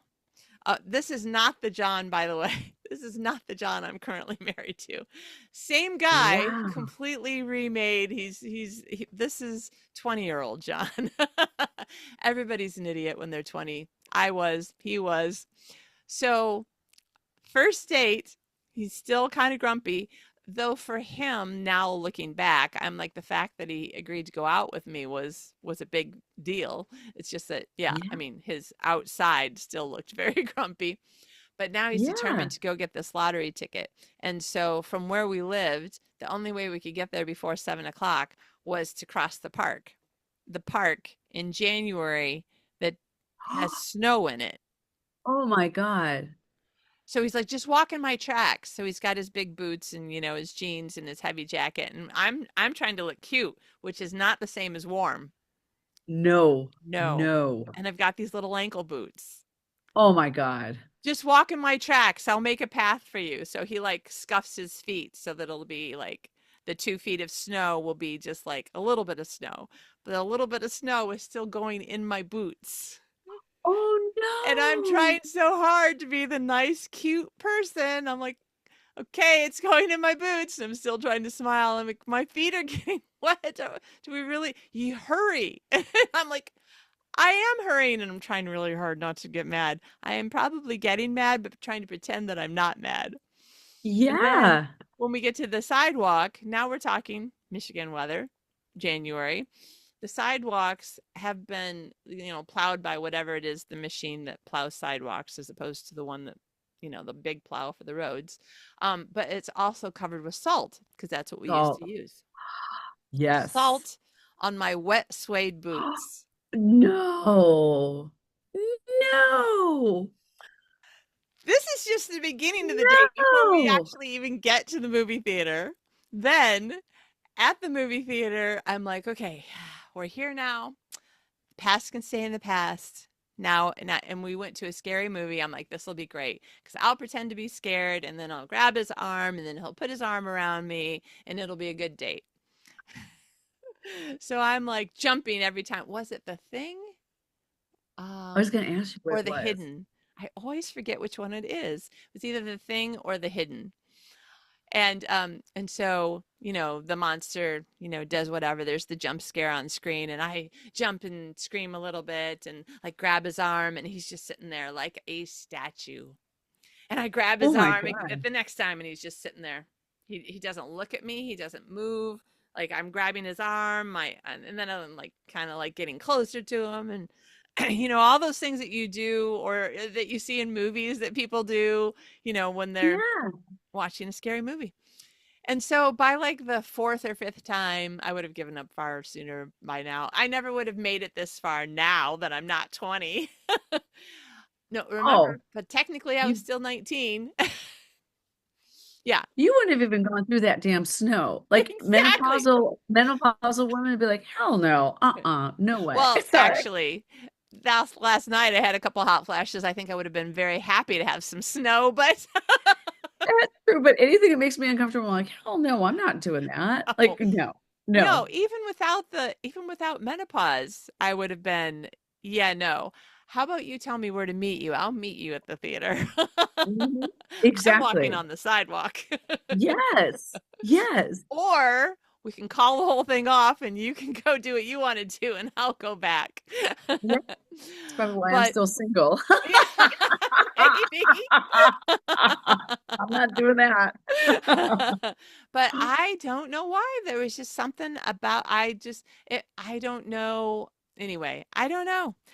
Because it wasn't even a matter of the thrill of the chase or determined to get the thing I couldn't have because there'd been 1,000 times before then.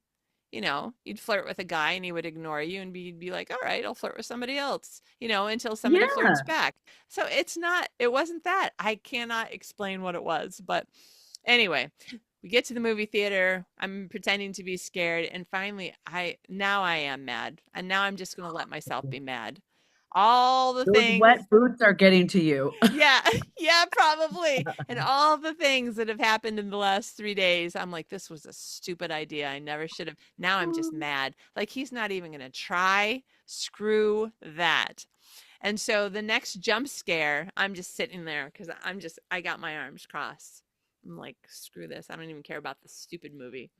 And then, then the next jump scare, I'm still sitting there, my arms are crossed. And then I can see out of my peripheral vision, his head just turns a little bit to look at me.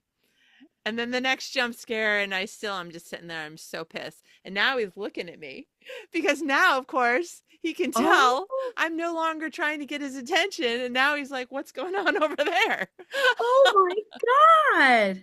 So we get to the end of the movie we're 19 and 20. We don't have money for movies and dinner. It's one or the other. We went to the movies, so now we're just Oh. going to get a like an ice. There was this place called Sydney's. Oh my gosh, I miss that restaurant so much. They had so many delicious different kinds of things that John and I did end up enjoying later, but they had this big ice cream cookie. It was a Oh. ginormous chocolate chunk cookie. It had ice cream. It was like an ice cream sundae on top of, it's like a hot fudge ice cream sundae on top of a hot chocolate chunk cookie. Oh, Oh my wow. gosh, it was amazing. Oh. So we decided we could afford to split one. And Oh, so, okay. yeah, and it's ginormous. So totally you should not try eating one by yourself. Excuse me. And so we go in and now it's food. So I'm beginning to thaw a little bit because I like food. I've always liked Yeah. food. And I'm like, Yeah. okay. And I think, well, he seems to be slightly thawed as well. So maybe we can just start over. So I'm being myself, but like myself on steroids. So I'm trying to be really cute, really funny, really adorable, you know? Yeah. And at one point, so I don't know what sorts of things that you did with your girlfriends, you know, in junior high and high school, but I lived near Traverse City, Michigan, the cherry capital of the world. That's our tagline. And John and I, in that moment, that's where we lived, in Traverse City, Michigan, the cherry capital of the world. So I spent Okay. my whole life trying to learn how to tie a cherry stem in a knot with my tongue, no hands. Oh, Yeah, so that's like a thing where I'm from. So, and of yeah. course, the longer the stem, the easier it is. But you put it in your mouth and you kind of soften it a little bit with your saliva and your teeth so that it becomes more pliable and flexible. And then, and my best friend Becky and I, we spent hours and years mastering the art of tying a cherry stem in a knot in our mouth with our tongue and teeth with no hands. And so you put it in, it's a straight stick, and then a few minutes later, because it takes some time, you pull it out, it's got a knot in it.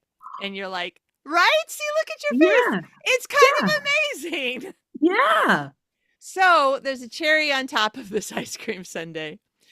I have not dated a ton. I have not had tons of boyfriend. Um, we didn't have cable. We didn't have MTV. I hadn't seen like a lot of the, you know, movies with, there was just a lot. I was very naive and didn't really grasp the idea of double entendre. You Oh, know, yeah. yeah. So I put the, I said, watch, I can tie this in a knot with my tongue with no hands. And I thought, well, that'll be, you know, it'll be funny at least, you know, even if Yeah. it's not quote impressive, it'll be funny. It's always funny. It's always been funny is my experience. This is always funny. And Yeah. so I do the things and I have a loud voice. And so I pull it out. It's got a knot in it. I hold it up to him and in my loud voice in this crowded very small restaurant on a Friday night, "Look, don't I have a talented tongue?"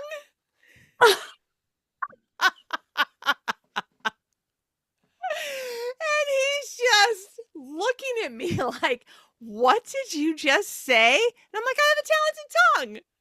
And then he's turning red and he's eating his ice cream. And I was like, man, I cannot get this guy to pay attention to me no matter what I do. What's wrong with him? Now I get it. Don't say stuff like that loudly in a crowded restaurant. So now I'm like, oh my gosh, okay. Well, the ice cream was good, the cookie was good. And so now to this isn't a very, I mean, Traverse City is 15, 20,000 people, but it's still a very small town. The space that we were in, it was probably, I don't know, half a mile from the college to the movie theater Oh, and two okay. more blocks to the restaurant. So probably way under a mile. I'm totally guessing. It's been a long time since I've measured it in a car or whatever, but it's certainly no more than a mile, the entire, you know, route that we're walking. Yeah. And so, um, on the way back to the dorm where I think he's going to walk me home Oh. is where the apartment he and his brother had rented. So we Oh, stop in okay. there. He's like, we'll stop here and this is where I live and we'll get warm and stuff. And I'm like, oh, okay. And so he introduces me to all of his rats now, not just the one. I'm Oh, like, good wow, Lord. multiple rats. This is great. I'm like trying to be like, I can be cool about this. And he just wouldn't talk. Like there was just nothing. Like it seemed like maybe he wanted my company, but he was not acting like he wanted my company and he Oh, wasn't talking, and I was just like, ugh. Well, because I was a quote modern 80s woman and I asked him out. So since I asked him out, I paid for the movie and the dessert. And what? because it was the modern 80s Kitty? woman thing to do, Oh my God. I think it's funny how appalled you are. Oh my God. So I now Oh, I'm once again mad. I'm like, screw this.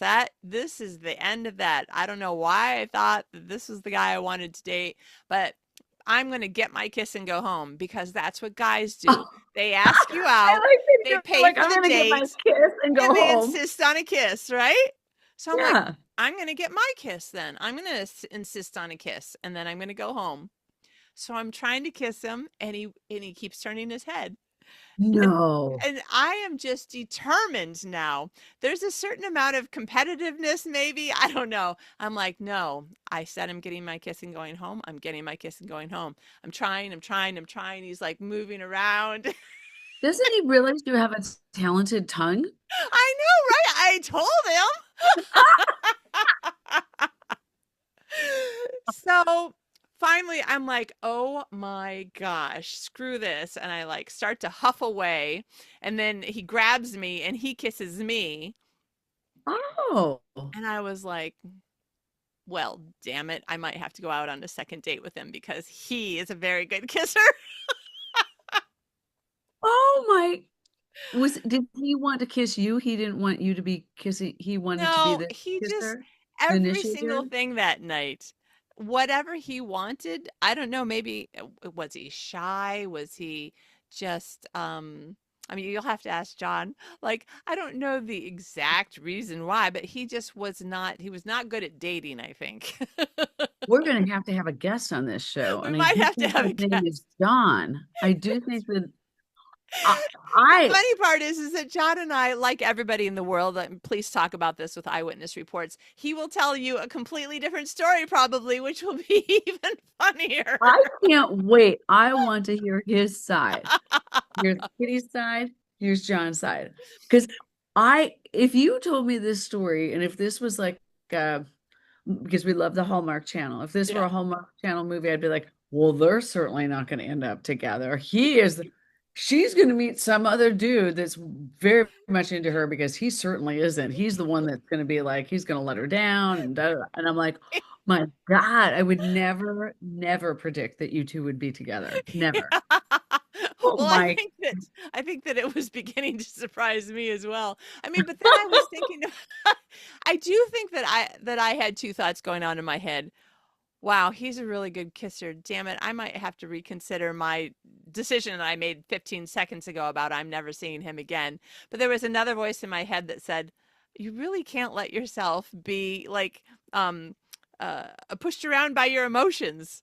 Like just because he's a Oh good kisser yeah. it does not make him a good guy to date. And I was like, well, I'll Yeah. think about it later. Yeah. Oh So my. so then remember we're not to the dorms. He has an apartment here. Oh So, yeah. but now it's getting late and also it's been it's been quite a night for me. I'm ready to go home. So I'm starting to put on my coat and boots and everything and he's like, "Bye." No, he didn't.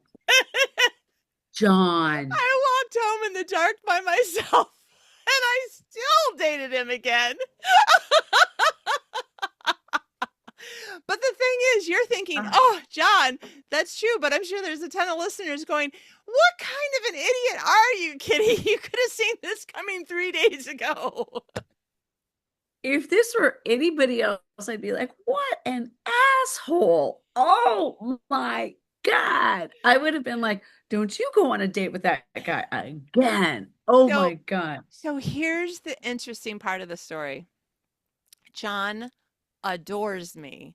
John would do anything for me. Yeah. John makes me crazy amounts of happy. Like, I feel like I don't even deserve the wonderful life that I have with him loving me as much as he does and just creating a life in a way that we can both be happy, but he's thinking, are you happy too?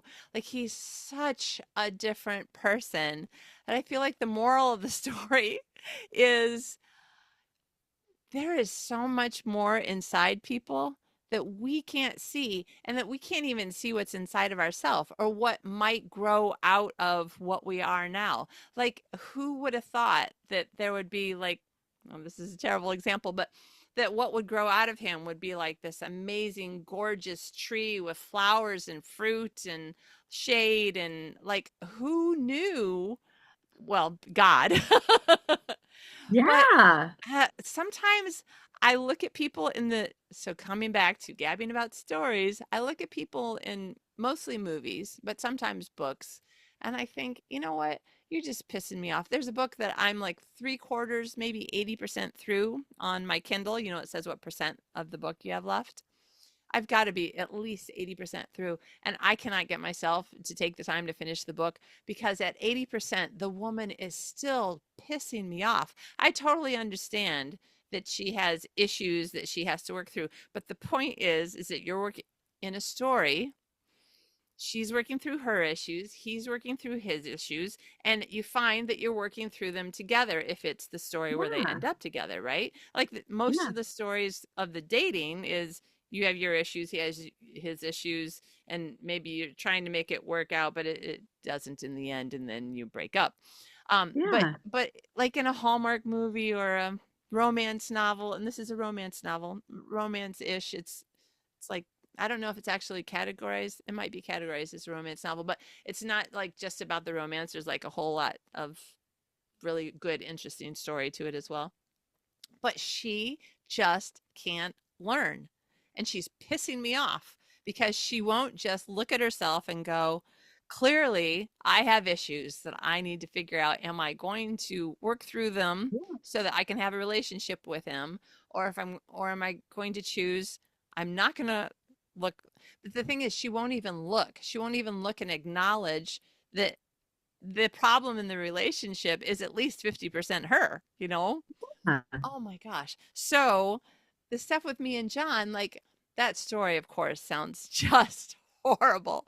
And of course, the way that I tell it, I'm the nice one and John's the horrible one, which is not really the way that I want it to sound. It's the way that I remember it actually being. But Wow. what, why did I Oh, keep pursuing him? I don't know. Why did I go on a second date with him? I don't know. But what I do know is that somehow, this is going to sound like I think more of myself than I deserve to. So I'm just going to say that I'm going to say this wrong, but I just kept on believing in him and kept on yeah. encouraging him to, it would be nice if you just smiled a little bit more. That would be great. Or I would love it if you held my hand more. That would be great. Or like, I was helping him to become the person that I wanted him to be, that he also was on the inside. So it's tricky Yeah. because that's what I mean when Yeah. I'm going to say it wrong. Because you can't just like try to get somebody to be who you want them to be if that's not who they are. If that, yeah, Yeah. exactly. And I that's mean, where you know relationships that fail. better than me. You've dated more people than me. Yep, exactly. And that never works. That Yeah. never works. Or Nope. vice versa. If they wanted me to change. And it was just like, but I don't want to be that person. Yeah. Like again, like being like blissfully clueless, some people, or just, just being a happy person and just being like who we are. Yeah. Again, we do love to talk. Some people do not want that. Some people Yeah. are like, you're too much for me. You're just not for me. And Yeah. that's okay. And I could say, like, oh, but I'll change, I'll change. But why should I? And that's not right. So I agree. Like if you support and you encourage people, you see what they are, just don't try to make them something that they're not or they don't want to be. Yeah. Yeah. And, That's and yeah, and look at places where, okay, I'm never going to be the I person who do doesn't talk. What's that? well, I do hope John got rid of those rats though. I I You have know, been. Please get after rid of those rats. after a while, I did begin to have a lot more neutral slash slightly tiny bit positive feelings towards them. There was one, I forget his name. Oh, if John said it, I'd be like, that's the one. That he actually was really adorable. Like he really did feel like a pet Oh, because he seemed really nice. Like he liked you. He knew who you were. He wanted to be with you. He seemed like an actual pet oh, as opposed to you're the person who feeds me and takes care of me, but otherwise I don't feel like I care. I don't know. yeah. Yeah, but this one rat actually, he had personality, and I actually really kind of did like that rat. But Oh, unfortunately, of course, he did get rid of the rats because he moved to a place where he couldn't have rats. So, yeah. And then he was like, I don't want to give them to anybody who's going to feed them to a snake, is all. That was his only, yes. yeah. No, not do that. But here's the thing. You and I look like really similar people. Both Midwestern, so we have certain views of the world, both Mhm. Christians, so that adds to certain views of the world, both perky, talkative, happy, that adds to our views of the world. Yeah, How, why did I date a guy when I was 19 and find a way to make it work for the next 37, almost 38 years? And you've dated a lot of guys, probably a lot of them were nice guys, but how did it not work? Like that is kind of the big question I've always wondered for you. And I have like two or three other friends that I'm like, nicest people in the world, men and women, nicest people in the world. And you want to have a permanent long-term relationship. It's not like you don't. So why? How and why? Like that has been my question for like 30 years. that is so true though. That because I don't know. Yeah. I don't know. Because if you And I, knew, you could figure it out and change it and find the guy and be like, woohoo, I got somebody yeah, like to turn gray with or to let yeah, myself be gray with in my case. yeah, yeah. That is so true. Katie, that's a great question because I don't know. I don't know the answer to that, where you're just Yeah. like, this is, you're my person. Yeah, And so, exactly. You're my you know, person. you're my person. And I've been with people that I think like, and believe me, in many, not all instances, like, like you were saying, like, we talk about the ghosting and we talk about there's people that I was like, this is my person. And then nope, he wanted somebody else. It's like, and I look back on a lot of these relationships where I'm like, boy, I'm so thankful it didn't work out. Like, like a couple of them I was thinking about the other day, one guy, he's an atheist. I was like, that would have never been right for me. I don't even know why I wanted, why I Yeah. wanted to be with that person. But there's other people that I was the one that left. I just was like, there's just something that's just missing here. It's just, and I can't, sometimes you can't even put your finger on it. It's like, there's such a wonderful, decent person, but I don't feel that connection, Yeah.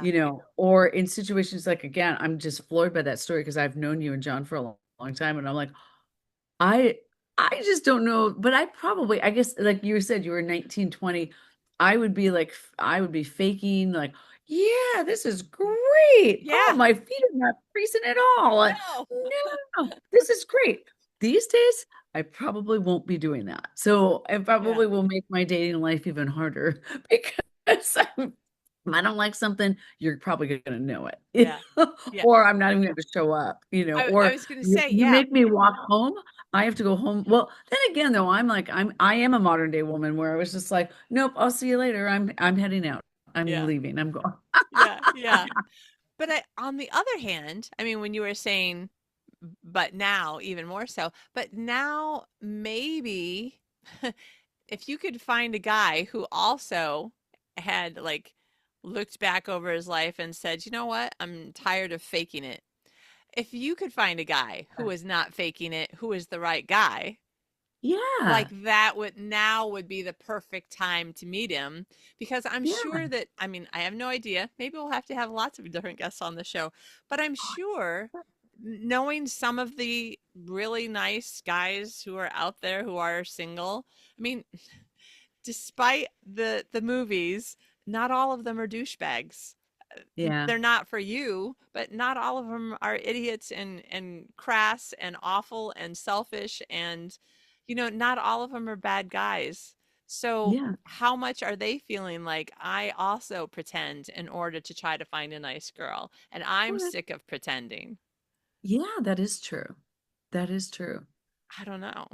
I don't know either. I don't know. I just feel like I see some guys and I just go, I'd rather be single. Like, and I'm sure guys, I'm sure on the flip side, guys see that about women too, though. Again, I know I talk a lot. I don't always talk. I mean, believe me, when I'm home alone, well, I do talk to my dogs though too. Yes, I do. Yeah. Walking on the street. I'm talking not in the street. I'm walking on the sidewalk Yeah. and I'm talking to my dogs. I'm like, so are you having a good day? How are you doing? Some lady heard me today say that to my dogs. I was like, how are you doing? How was your day today? But some people don't want that. Like Yeah. when you said John was so quiet, some quiet people like that, but some people they're like, I'm sure without telling me, but I would drive them insane. Yeah. But then again, they're, Uh, and so then you're trying to figure out, and then you have these conversations, and you're like, okay, is, what would work better for you? And he's like, you know what? If you could have not attack me at the door when I first come in with four questions about four totally different things that I haven't even had a minute to take my coat off yet, and I'm like, okay, that's fair. So I started making a oh, list of things that I need to talk to John about, but not at the moment that he's still like walking in the door and he hasn't closed the door or taken his coat off yet. Like, not then. Unless it's like, I think maybe I'm having a heart attack and we should go to the hospital. I think that then I should go ahead and tell him while he still has his coat on. But that's, yes, not, that hasn't happened. So then I was yeah, like, okay, yes, that's fair. I won't attack you with my 5 million questions at the door. I'll write them on a piece of paper and then, we'll go over them later.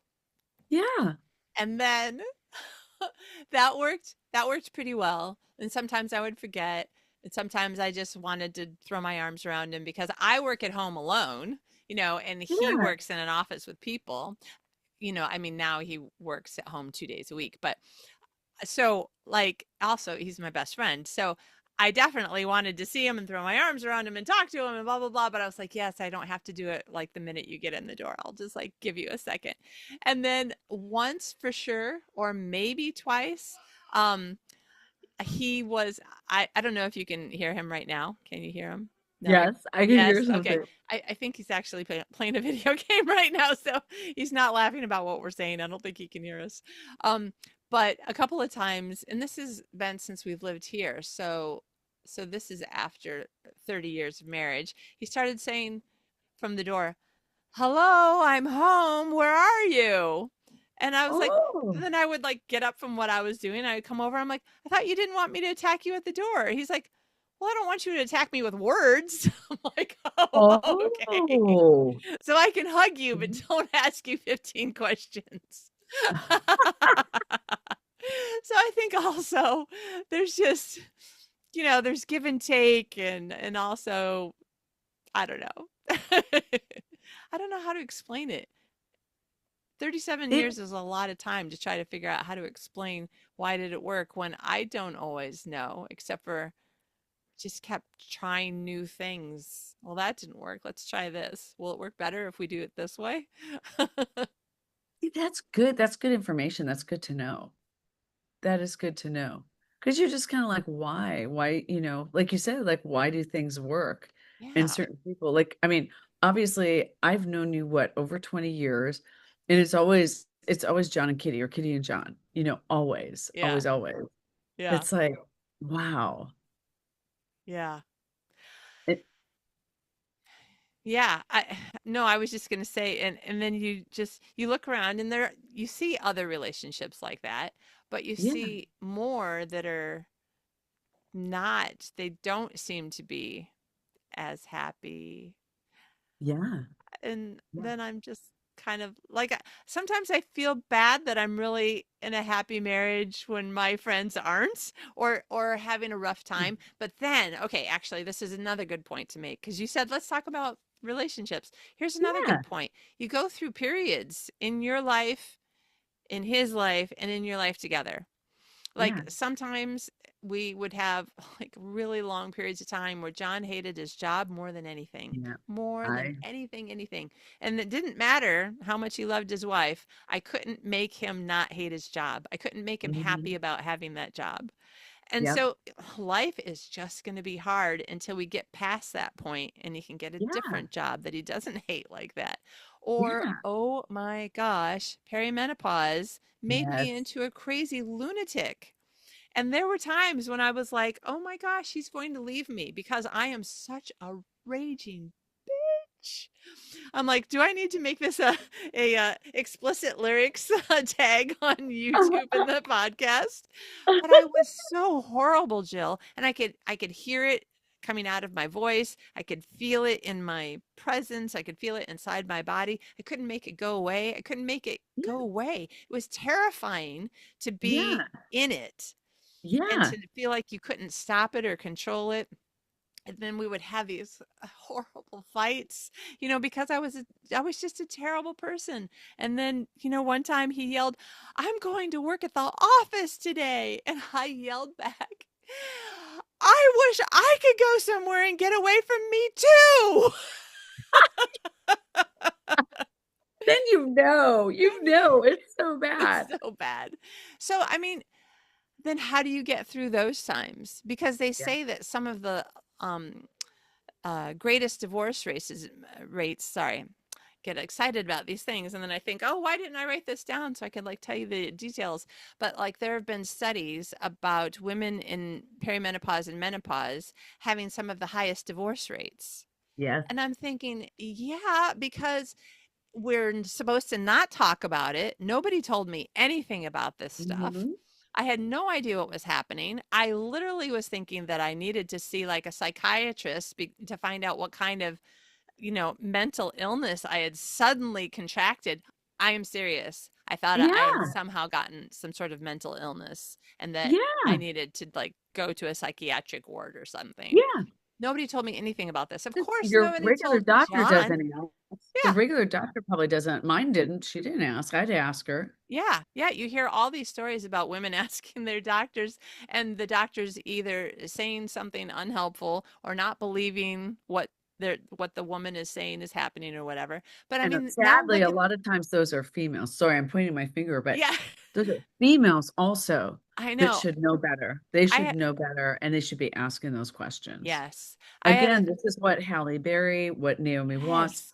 they are bringing to the forefront because they went through it too. And they were like, why aren't people talking about this? So, anyways, but you're Yeah. exactly right. All of a sudden, you're like, mentally, there is something going on with me, Yeah. and it's your hormones. And when you talk about you think that a female doctor will help. So I Yeah. had horrible pain a huge amount of the month, not just during the 1 week, but anyway, like crying, couldn't go to work. I was in so Yeah. much pain. And so I'm like, I'm going to a female doctor. So I went to a female doctor. She was around 35. So aroundish my age. I don't know. She looked around my age. And I was probably like, I don't know, 37 or I don't know how old I was. I was in my 30s. She looked like she was in her 30s. I thought, Oh, this will help. She'll be like, I understand. I know what you're talking about, or at least I've heard of it, or at least I believe you, or something. You know what she yeah. said to me? But Well, I can't find anything wrong with you. So, what I would suggest is get pregnant. That seems to reset women's systems and it should make the cramps go away. what? Then I was Oh, thinking the F word. I'm like, yes, I was just gonna say. what kind? I'm not going to say it. I'm not going to say it when I can control it. Sometimes I just, yeah, can't control it. But I was thinking, what kind of advice? Like, I wish I could have now that I'm 57 and on the other side, and now I like feel like I'm in more control, and I don't just Wow. believe every single person who's in authority over me. Yes. Now I think, oh, if only I had recorded her on a cassette recorder, and I could like take it to the medical board and go, "This is the advice I got. Somebody needs to tell her that she needs to change how she gives advice." Anyway. It was Or get out of terrible. the profession. Stop being a doctor. Oh my Stop being a gosh. doctor. If that's your advice. Yeah. Okay. Oh, So again, that was a tangent, but all that to say, men know even less. Like yeah. husbands men. Yeah. Nobody tells them anything. Nobody told me anything, No. and they should have. So John would know even less than me about what in the Yeah. heck is wrong with his wife. Like, why Yeah. is she acting like a crazy, crazy person? So then I'm like, I can't be mad at him for anything that he said or did during that period because he probably had no frickin' way that he could have possibly known what was going on with me either, except Yeah. for we both knew we got to a point.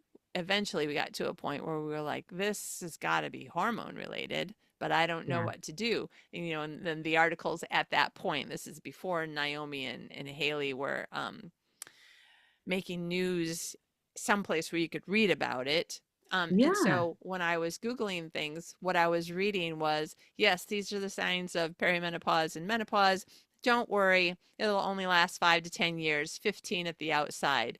And then I would look, and the Don't worry. doctor is a male, and I'm thinking very, very bad words about that doctor right now. You know? I'm sure he was like, don't worry, dot, dot, dot. Be happy. Yeah. Like, it's like, oh my God. Like, dude, if you went through this one day and there'd be like all of a sudden there'd be so much So research on much this, research. there'd be so many, Yeah. pills and you name it that you could injections and stuff. And information. So women, don't be mad. Like if it was the other way around, women, don't be Yeah. mad. These poor men, they can't help Yeah. themselves. Yeah. Because Yeah. I've had, I mean, way back when I was younger too, like way younger, like, when we were starting to go through puberty and stuff, I remember, being told like, oh, it's just part of being a woman. Like Yeah. anything, stuff that you're going through. And I'm like, no, there's things that you should be getting checked out and that doctors should be actually checking for and stuff. So, you And, know, and that's one of the things I've said it before. I'll say it again. Sorry if I keep saying it over and over again, but we've normalized teenagers in puberty and, Mhm. the crazy people that they can become for a few years. So why is it not normalized on the other end? Like, Yeah, that's what we're doing right now. I'll just stop looking back on how stupid it's been, in my opinion, yeah, and say, at least now we're normalizing it. And that's what you and I want to do. yeah, Yeah. yeah, exactly. Because when you think about it, well, obviously females go through menopause. It feels like you're back in puberty It's because your horrible. Yeah. your body's changing. You're like, why am I feeling these feelings? And you're just like, and you feel like I don't know what's happening. And yet you're right. Like I don't have children, you don't have children, but I know, people that I know that have teenagers, they're like, oh, they're going through puberty. And then they Yeah. give them such grace and such compassion, and Yes. they should. But at the same time, with menopause, it's like swept under the rug. Nobody talks about it. And as a female, you're just kind of left to go through it alone. And even one of the doctors that I go to, one of the nurses there said, she goes, we're in the medical field and we don't even talk about it. You would think that we would Yeah. be talking about it and sharing like, okay, here's what you do and stuff. And she goes, you just don't. Yeah. So I And agree with you. when you think of how much of your day, okay, so you also work at home, but let's just go before COVID. How much of your day that you spend at work with other people, Yeah. and they start seeing you become weirder and weirder and weirder, it's no Yeah. wonder that they make up their own stories about what must be going on with you because they don't know, you don't know, nobody talks about it. No. But it clearly, like, we start acting differently for a period of Yes. time. And of Yes. course, it should be talked about so people can go, oh, okay, just, I don't know what it would be. I don't know what it would look like, but somehow it would be where your male and female coworkers of all ages, maybe they have to clench their teeth because you're being a witch.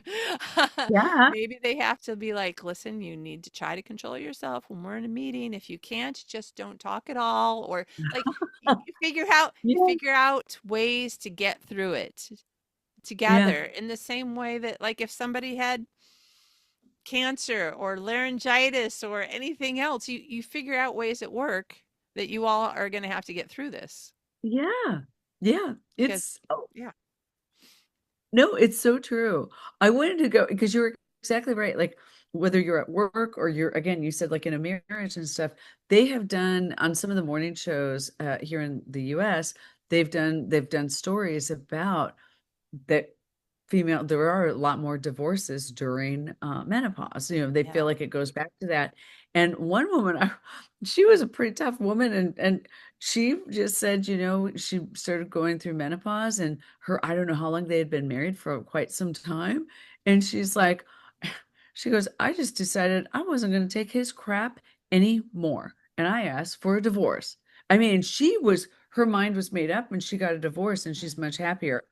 On the flip side, they had another woman that also was going through very similar things, but she had a husband, and she was just like you said, they talked it through. And she said, my husband was so compassionate and this and that. But I think, like, maybe if you're with, like, you know, maybe an asshole, then you know what? I think as going through menopause, people are like, I'm not dealing with this anymore. Because I Yeah. think this woman did everything for that man, and she was just like, I think the menopause made her really opened her eyes, and she's like, yeah, I'm not taking this crap anymore, and I'm not doing this anymore, and I'm done. And Yeah. so maybe it was for the best. Maybe. But let me just say, after 38 years in the same relationship with the same person, neither one of us has strayed. We haven't had any other relationships. What I hear is maybe they got in some really bad habits that they weren't willing to put the work in to get out of, which is Oh, not talking and just closing their eyes to the problem and thinking, if I just ignore this thing that makes me mad, like that will be how I'm a good husband or a good wife, until you get so mad 30 years later and then your hormones change and now you can't, control how mad you are or hide yeah, how mad you are. This problem may really have started years ago. But if you don't have these conversations, and they are not easy. I mean, I will put it off and put it off and put it off because I hate confrontation and I hate yeah, conflict. But I really love my husband and I love being married and I want to be married and not just want to be married and I am happy to do it 7 times just so that I can stay married. That's not what I mean. But there are times, it's not like I just want to be married, so I'll just get divorced and marry someone else who will make me happier. Well, he doesn't make me happier, so I'll get divorced and that's not what I mean. Um, yeah. but it is it is really hard and you have to just be like, okay, this is really hard. Basically, I guess it would be sort of like I broke my arm and it really hurts and I could ignore it and eventually the pain would Yeah. go away. Or I could go to the hospital and the doctor can do his thing, which will hurt even more, but then it'll heal much better, much faster, and be stronger in the end. That's a Yeah. little bit kind of the best analogy that I can come up with right now. It's not comfortable. I don't like it. I hate confronting him. I don't love it when he confronts me. But also, because I'm the more talkative one, I also feel like if I'm going to say something about this is really bothering me, like what can we do about the fact that you never reply to texts ever? Yeah. Then I feel like it's only fair because he's not talkative to be like, can you also, like, while we're doing this, what about me? Would you be like, it would be really great if you did this less or that more? Because, Oh, like, help him to also voice what yeah. he may not voice because he's not a talkative fellow. Yeah. Now, anybody who's only known him in the last few years, you're like, John isn't talkative? Well, if you ask him about his work, he will talk your ear off because he loves talking about work. But I'm That's talking about great. especially in the first, man, at least 10 plus years that we were married, at least 10 years. It was really hard to be like, okay, we need to have a difficult conversation neither one of us wants to have. But if we can just get through it and make a change that actually works, then we can be happier. So whenever you and other people, would say, "You guys are always so happy," or "You guys seem like newlyweds," or "We went to Paris Disney for our 35th wedding anniversary because it's only like 2 hours away and it's Disney."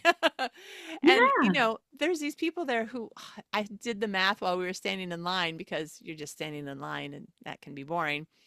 My head is always calculating something. I'm like, oh my gosh, almost every single person who works in this park technically could be our child because they're Oh my younger than 35. Yeah. And several of them asked, because you're standing in line, you're just standing there, so I'm just talking to people because. And then they're like, "Oh, you're here for your wedding anniversary? That's so nice," which they see and hear all the time. Then I'm like, 35 years. And then they're like, "What? How did you stay married for 35 years?" And then I try to think of like really good answers that are the truth that also I can say in like a very short period of time because it might be our turn to get on the ride next. And Yeah. I'm like, okay, well, first of all, we we tried to make sure that we keep on treating each other the way we treated each other, not on our first date, but No, later when we were God, dating and no. happy. When we were happily dating and thinking, I do want to spend the rest of my life with this person, like the way that we treated each other then that made the other Yeah. person think, my gosh, I would just really love him or her. Continue to treat them that way. Don't be like, okay, that was dating and now we're married and now I want things differently. You're like Like, an old shoe. Yeah. yeah, yeah. Don't take each other for granted. Don't make assumptions. Uh, yeah, treat each other with the love and respect that you did during the period of time when you were thinking, my gosh, this person is so wonderful. I think I want to spend the rest of my life with them. Keep Yeah. treating them that way. Yeah. It's not easy, but it's worth it. So when I hear I these like it. stories of I can't take his shit anymore, I'm like, okay, well, so you didn't love him enough or value your relationship enough to have this conversation earlier? Now, that being said, I've also talked to women because, you and I have lots of friends. I've also talked to women who are like, he would never talk. I've tried. He won't Yeah. talk. And then it's like, okay, so what can you do about that? Like, I don't know because that hasn't been my problem for a really long time. Thank God. But just ignoring it and waiting for it to go away, like, that's just not how things work very well. No. No, and I wonder sometimes in those cases though, like with some of these people that are getting divorces as, as women are going through menopause, maybe they were never meant for each other. Maybe they, Yeah, I don't know. maybe they were like, look at, we come from the Midwest where a lot of times, like you said, like you'll smile and you'll say, of course I like that. And you didn't. But I mean, I think there's more people like that too, that they wanted to be married or maybe they wanted to have children. I can't remember this woman's specific situation if she had children as well, but it's just like, but eventually she had had enough. And I think in some cases, menopause gave her that courage to say, I've had enough and this is it. So yeah, I agree. And it's sad if some relationships end that way, but maybe some of them were really not meant to last either. Yeah. I I'm don't never know. really, really going to agree. I mean, I No. agree theoretically, but you know me, the romance writer here. I'm not going to Yeah, fully agree that yeah, that was meant to end. I just can't get myself to do it because I'm like, no, there was probably something. There was something there's that something could be there. done to help and to Yeah. I mean, that I do really love. I do really love that because sometimes it's kind of sad these days when you watch movies, like, like tomorrow night's, well, it gets your time. Well, it's actually my time too, New Year's Eve. And so my big thing on New Year's Eve, I'm going to watch When Harry Met Sally. oh Because it ends on New Year's Eve as well. So I go, how apropos, like how perfect for that, Um, but in that case too, I'm kind of like I do still like you hold out hope where you're like, yeah, maybe certain people are meant for each other and stuff. Because these days you watch some movies, and my big thing with certain movies are they're not really romantic comedies because somehow they lose the comedy and it yeah, turns into dramedy. So it's not even romantic anymore. And then I think they want new twists on things. And then all of a sudden you're like, they don't end up together. And the whole ending sometimes it just drives me crazy. Whereas yeah, I'm like, gee whiz, you know what? You still want to see like, oh my God, you can make this work and you can be together. Because yeah, there's so much of things that don't work, especially when you watch the news, nothing works and stuff yeah, anymore. And it's like, but it would be nice to have some fairy tale endings. My God, give us some fairy tale endings, yeah. in real life or in the movies. Give us some fairy tale endings because you just don't get that anymore. And that's the thing that's tricky about like me putting myself out there as being this is my opinion and this is my advice is that on the one hand, the fairy tale endings tend to give us the wrong impression of how it should work. Therefore, since it's not working like that, then truly I should break up with this person. It's not going to work out because it's not working out like the fairy tale ending, which is not necessarily true as far as like, does that really mean that you couldn't develop, love and respect and friendship and have this amazing, life together just because it's not the same as a fairy tale? On the other hand, that some of the movies that you're talking about, some of the supposedly romantic comedies that you're like, it's not funny and it's not romantic. I don't know what you made, but it wasn't a rom-com. And then some of the romance novels, a huge section of romance novels, they are not happily ever after. They're happily for now. Really? Oh, for Yeah. now. And so What do you that mean for ends with the now? couple together, but not with a promise of marriage and, lasting sticking together. I don't know. Maybe somebody's like, no, I just watched a movie yesterday. Um, they were only dating, so it's different. And they hadn't said I love you, so it's different. But he got cancer and she started sleeping around and then he found out and then they broke up.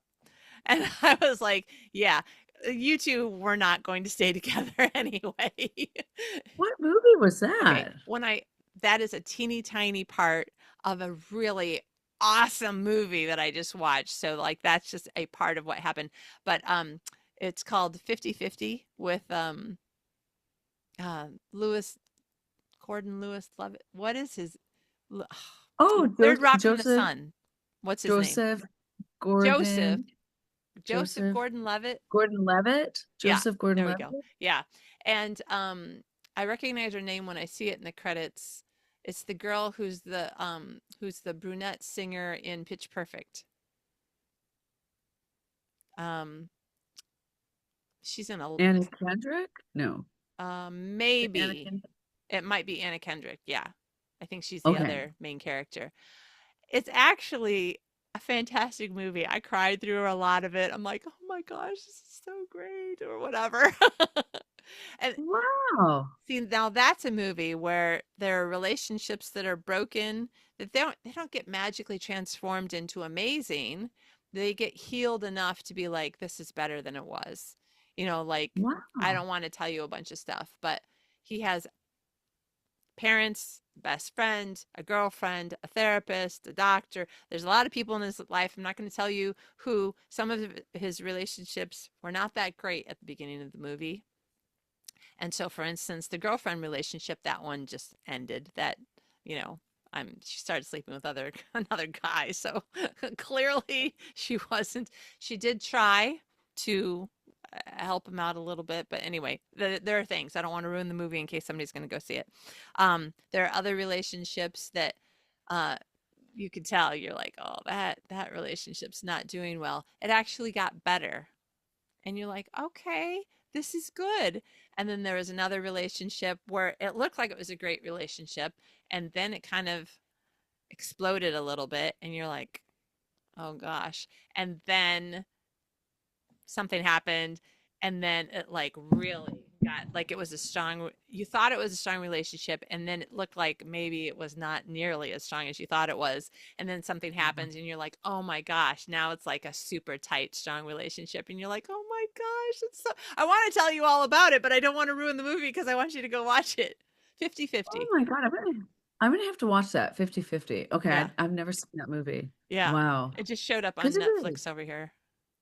That's what makes a great movie though too. It's like all these Yes. relationships that like they are real. Like those Yes. are real relationships and like some like you said like some stick with you through the good, the bad and otherwise, Yeah. and others the real reality is those people are going to leave. Like Yeah. when the going gets tough, those people are going to leave you Yeah. or just leave, you And, know. it's probably also just part of my personality.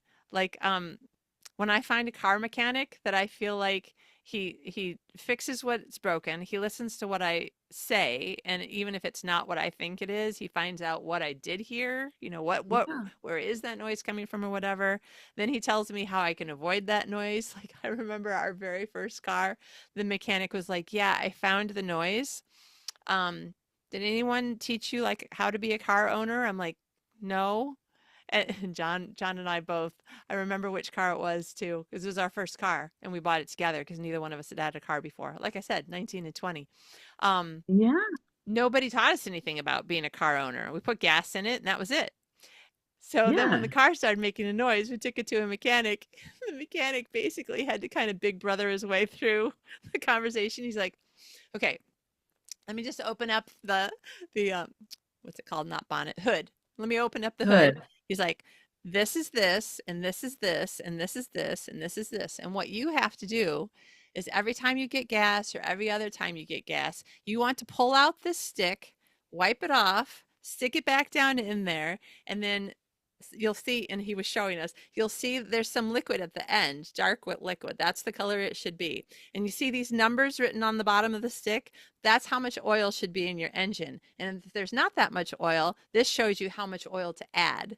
We're like, oh, he's like, you have not added oil to this car since you bought it, have you? And we're like, no, I didn't know anything about adding oil. Oh my God. But then he was so good to us and he didn't condescend. I mean, clearly we're a couple of kids. He wasn't that much older than us, maybe in his 20s. Maybe he had Oh. younger siblings or something. I don't know. But anyway, he was so good to us. We never went to another mechanic the entire time that we lived in that town. We always went to that Oh. shop because we were like, this shop, they'll tell us if there's something that we can do better, and also they will Yeah. fix it, and also the prices felt very fair. And anyway, so I'm just the kind of person that I have a loyalty streak a mile wide. I mean, you can break my loyalty, you can make it so that Yeah. now I don't trust you anymore. and, Yeah. and those relationships are really hard. I'm in a few relationships where I'm not going to say who or why or whatever, but I'm not going to leave the relationship, but I don't trust the person anymore in certain things. And I'm like, See? okay, but I love you overall, but in these areas, I wish I wasn't, but I have to keep you at a distance because Yeah. I don't trust that you won't hurt me in this area or this area. So you Yeah. can't be part of my life in this area, in this area. Because Yes. you've hurt me and now I don't know that, you know, and not just that you've hurt me, but you've hurt me. And then when I tried to smooth things out and like explain to you how you basically the way that John and I try to treat each other, like this is how you hurt me, because mostly it's a matter of I Yeah. had no idea that I hurt you that way. and Yeah. and when somebody doesn't reply with I'm so sorry, I didn't know that that hurt you, what can we do to make this better, when it's just Yeah. like, well, yeah, because that's who you are and you deserved for me to say that, then I'm like, yeah, no, okay. We can't be friends in Wow. this area. No way. Yeah. No way. But I mean, think of all the times I actually can't think of a time where you or I ever said to each other, it hurts my feelings or pisses me off when you do or say this. Why haven't we never had this conversation? Surely we Yeah. must have done something. I don't think I can't think of anything that we've done to I irritate each can't other. either. I Okay, can't either. but here's a different example. Okay. Okay, so you were sure that people would love, like a Twitch stream, people would love to just listen to us talk while they're doing housework or doing some other thing, that they're just like, I just need my friends around, and Jill and Kitty are going to be my friends. And I'm going to Yeah. listen to them talk while I do the dishes or something. So here we are still talking 2.5 hours later. I am going to have to stop though, because it's the You're so beginning of my day and John's going to well, be waiting. and it's so funny because I was like, it's past midnight my time, and I'm like, yeah, and I was like, and I remember it's so funny because I was like, gosh, my eyes are just, and I go, I think my eyes are just tired. Why are my eyes tired? Oh, it's after I was midnight. like, oh my God.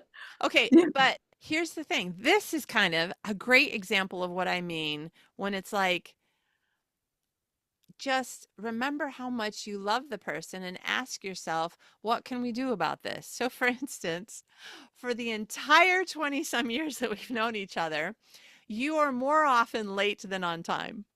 Always. Always. And when you're early, it's just like, holy crap, is there like are have aliens invaded? Has an asteroid hit the earth? Why is Jill early? Yeah, I'm typically late. Not so much lately. Not, and you know what's so funny?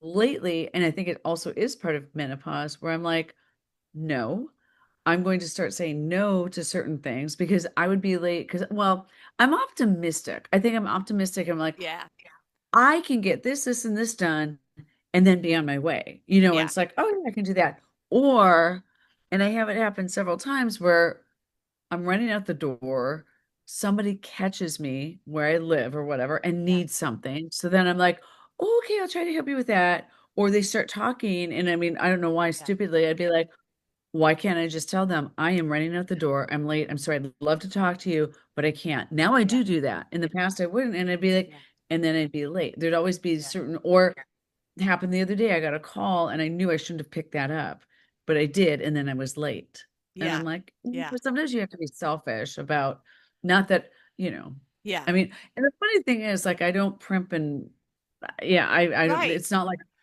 like, oh my God, I was spending hours on my makeup and that's why I'm late. That's never, And no, being, yeah. and this is my point.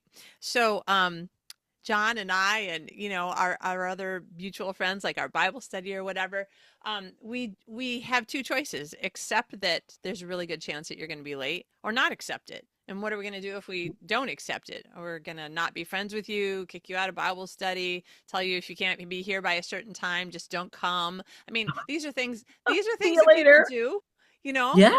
Yeah. Yeah. I mean, if you go to a play, if you can't be there before the doors close, you're not getting in until the Yeah. intermission. Yeah. Like that's the Yeah. rule. So I mean, these Yeah. these are actual rules of life that Yeah. people live by. And Yeah. so, during most of the time that we've been friends with you, we just have to decide, what are we going to do about Jill being late? Well, Yeah. first of all, beg her to leave earlier than usual, Yeah. or just not go to anything or not meet at anything that's going to be where her being late has a negative effect on it. So Yeah. one time, I was the only person. We were going to an outdoor concert with a Christian artist. Was that third day? It might have been, because I remember I was really pissed. It was one of the only bands I really wanted to see that year. Um, and I was the only person who was there on time, mostly because I was in the southern part of LA County already. And you Was and it Orange John and County? Dwight, I think it was Orange County. Yeah, the Orange County Yeah. Fair. Yeah. And Yep. we had gotten tickets, so we were all going to go, all of us Bible study friends. Um, and Dwight had the tickets and I was there and I couldn't get in. And but you were all caught in ridiculous traffic. And no matter how mad I was, there was nothing that could be done about it. And also, Yeah. it wasn't anybody's fault. Sadly, Because they got, in some kinds of traffic, there's nothing that you can do about the fact that you're stuck in this traffic. Even if you left early, you might have been stuck in that traffic. yeah. Yeah. Yeah. Oh, that's right. Because I think you were working in Orange County. I was still at E, Oh, and yeah. That might I have been think, when I moved to Biola University yeah. for a little while.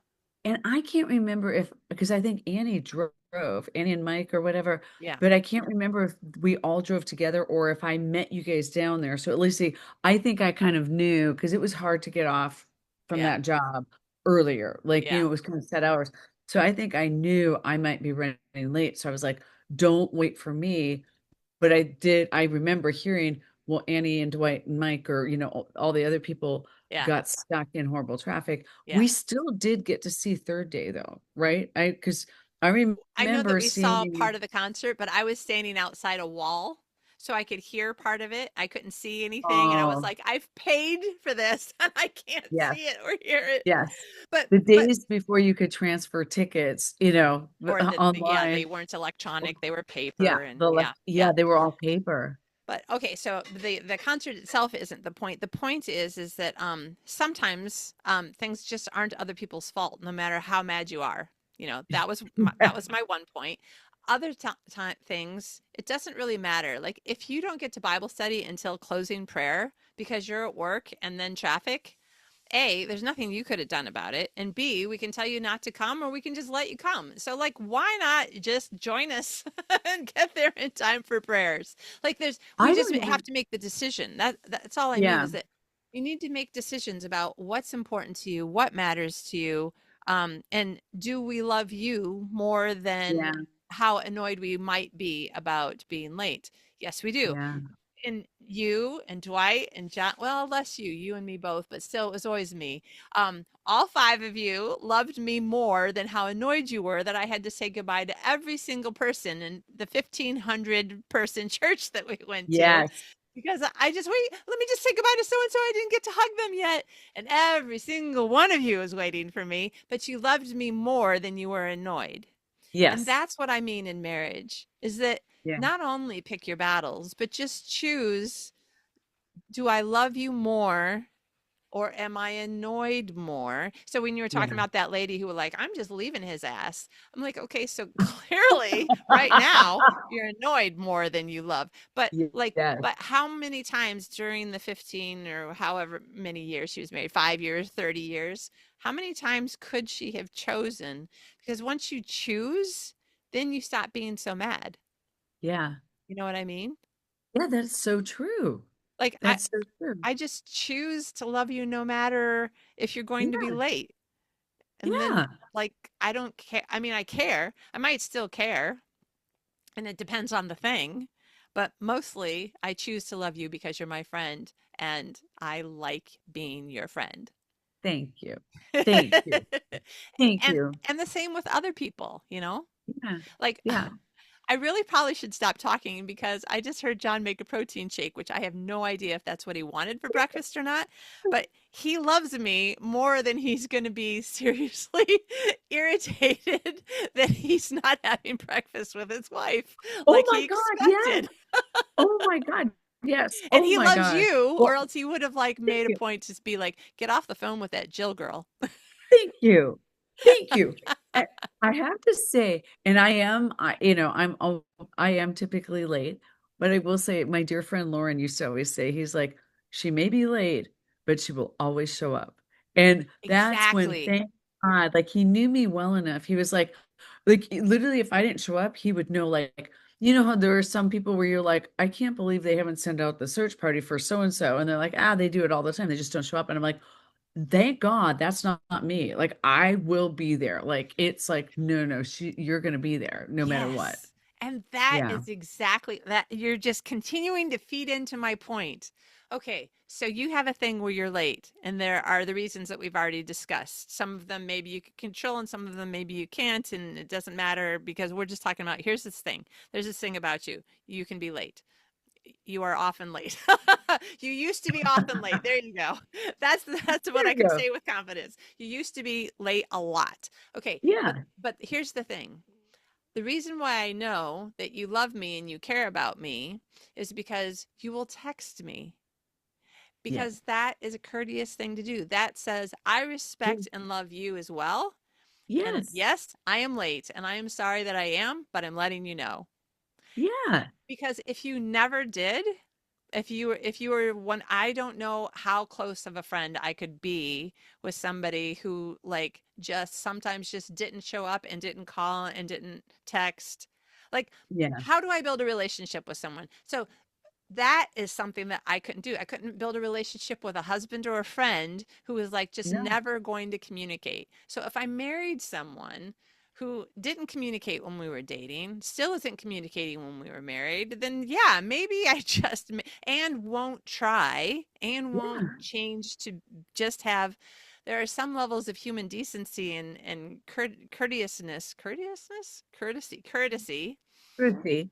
that also have to do with society and where you live and that sort of thing too. So because it's different in different places, but if you can't meet a certain base level, then maybe you made a mistake marrying somebody who can't and won't even try to meet a certain base level. But if they did, if they had started out meeting the base level of your needs and being courteous and respectful and loving and kind, then when it all goes to crap 30 years later, it probably did not start 29 years later. Yeah. You know, Yeah. Yeah. that's all I know is that we've had tons of super duper hard times, tons. And super duper hard times are super duper terrible. Yeah. Yeah. And Yeah. you just have to decide after 20 years, I would still rather be friends with you and be expecting that you may be late for whatever the thing is. I'd still rather be friends with you and know that maybe you'll be late. And I would still rather be friends with John and married to John than for, whatever the things are. And thank you God he feels the same way about me. Yes. Yes. And he actually will walk you home now too. Yes, yes. Because he lives in the same home as you. Or I choose to be okay with the idea. Maybe let's just say he didn't and he doesn't, or I mean that's not really a thing because we're always together, but let's say that never became he was like that. I don't understand why you, a strong independent woman, need to be walked Yeah. home. And I'm just that's not what the person I want to be, is the guy who walks the girl home because the girl, I don't know why, suddenly isn't the strong independent woman for the 10 minutes it takes to get home. Like, what if that was what he was thinking? Then I would be like, okay, do I still love you more than, the thing that I wish you did that you don't do? And Yeah. Yeah. basically, yeah, you're constantly deciding. You can hear him, can't you? I can't. Video game. Okay, sorry. You really got me on my soapbox there, Jill. Sorry. Should I say sorry? Not sorry? We're called Gabbing About Stories. That's what we do. It is what we do. And you did ask me about marriage and relationships and And you're like, what are we going to talk about? Really? all right, Oh, well, maybe next week we can talk about if we thought of anything that we want to make a change for in our 2026. yeah. Okay, Um, I'll think about that. yeah. I don't know if you have any changes coming up, but I want to make changes in 2026. I will think about that. Yeah. Probably to be on time too. Well, it's been working out so far. Yeah. Yeah. It's like, oh my God. No, I love it. And we could talk forever. We really could. Yes. And maybe we should let people stop polishing the counter for the fourth time while they're like, "Well, I see there's only 2 minutes left in the podcast. I can make it." Yes, I can do it. I can do it. These gabbers. These Yeah, gabbers. It's been we're fun. very This has good at been, gabbing. we are. We are the gabbing girls. Yeah. Oh, Oh my all right. What do you gosh. think? Are Oh we my done God. with this episode? Yeah, I think you know what? This has been, we have lots more to talk about, but let's save that for the next Yeah. podcast. This has been so much fun, so insightful. There's always stories to tell. Yeah. I've known you for so long and I'm still learning new things and hearing new Same. stories, which Yeah. I love, Yeah. absolutely love. So, I do love the goodness, other people's stories.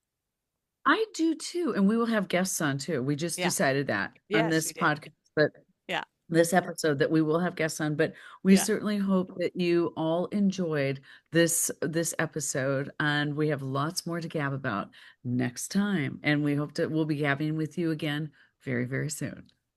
Bye, everyone.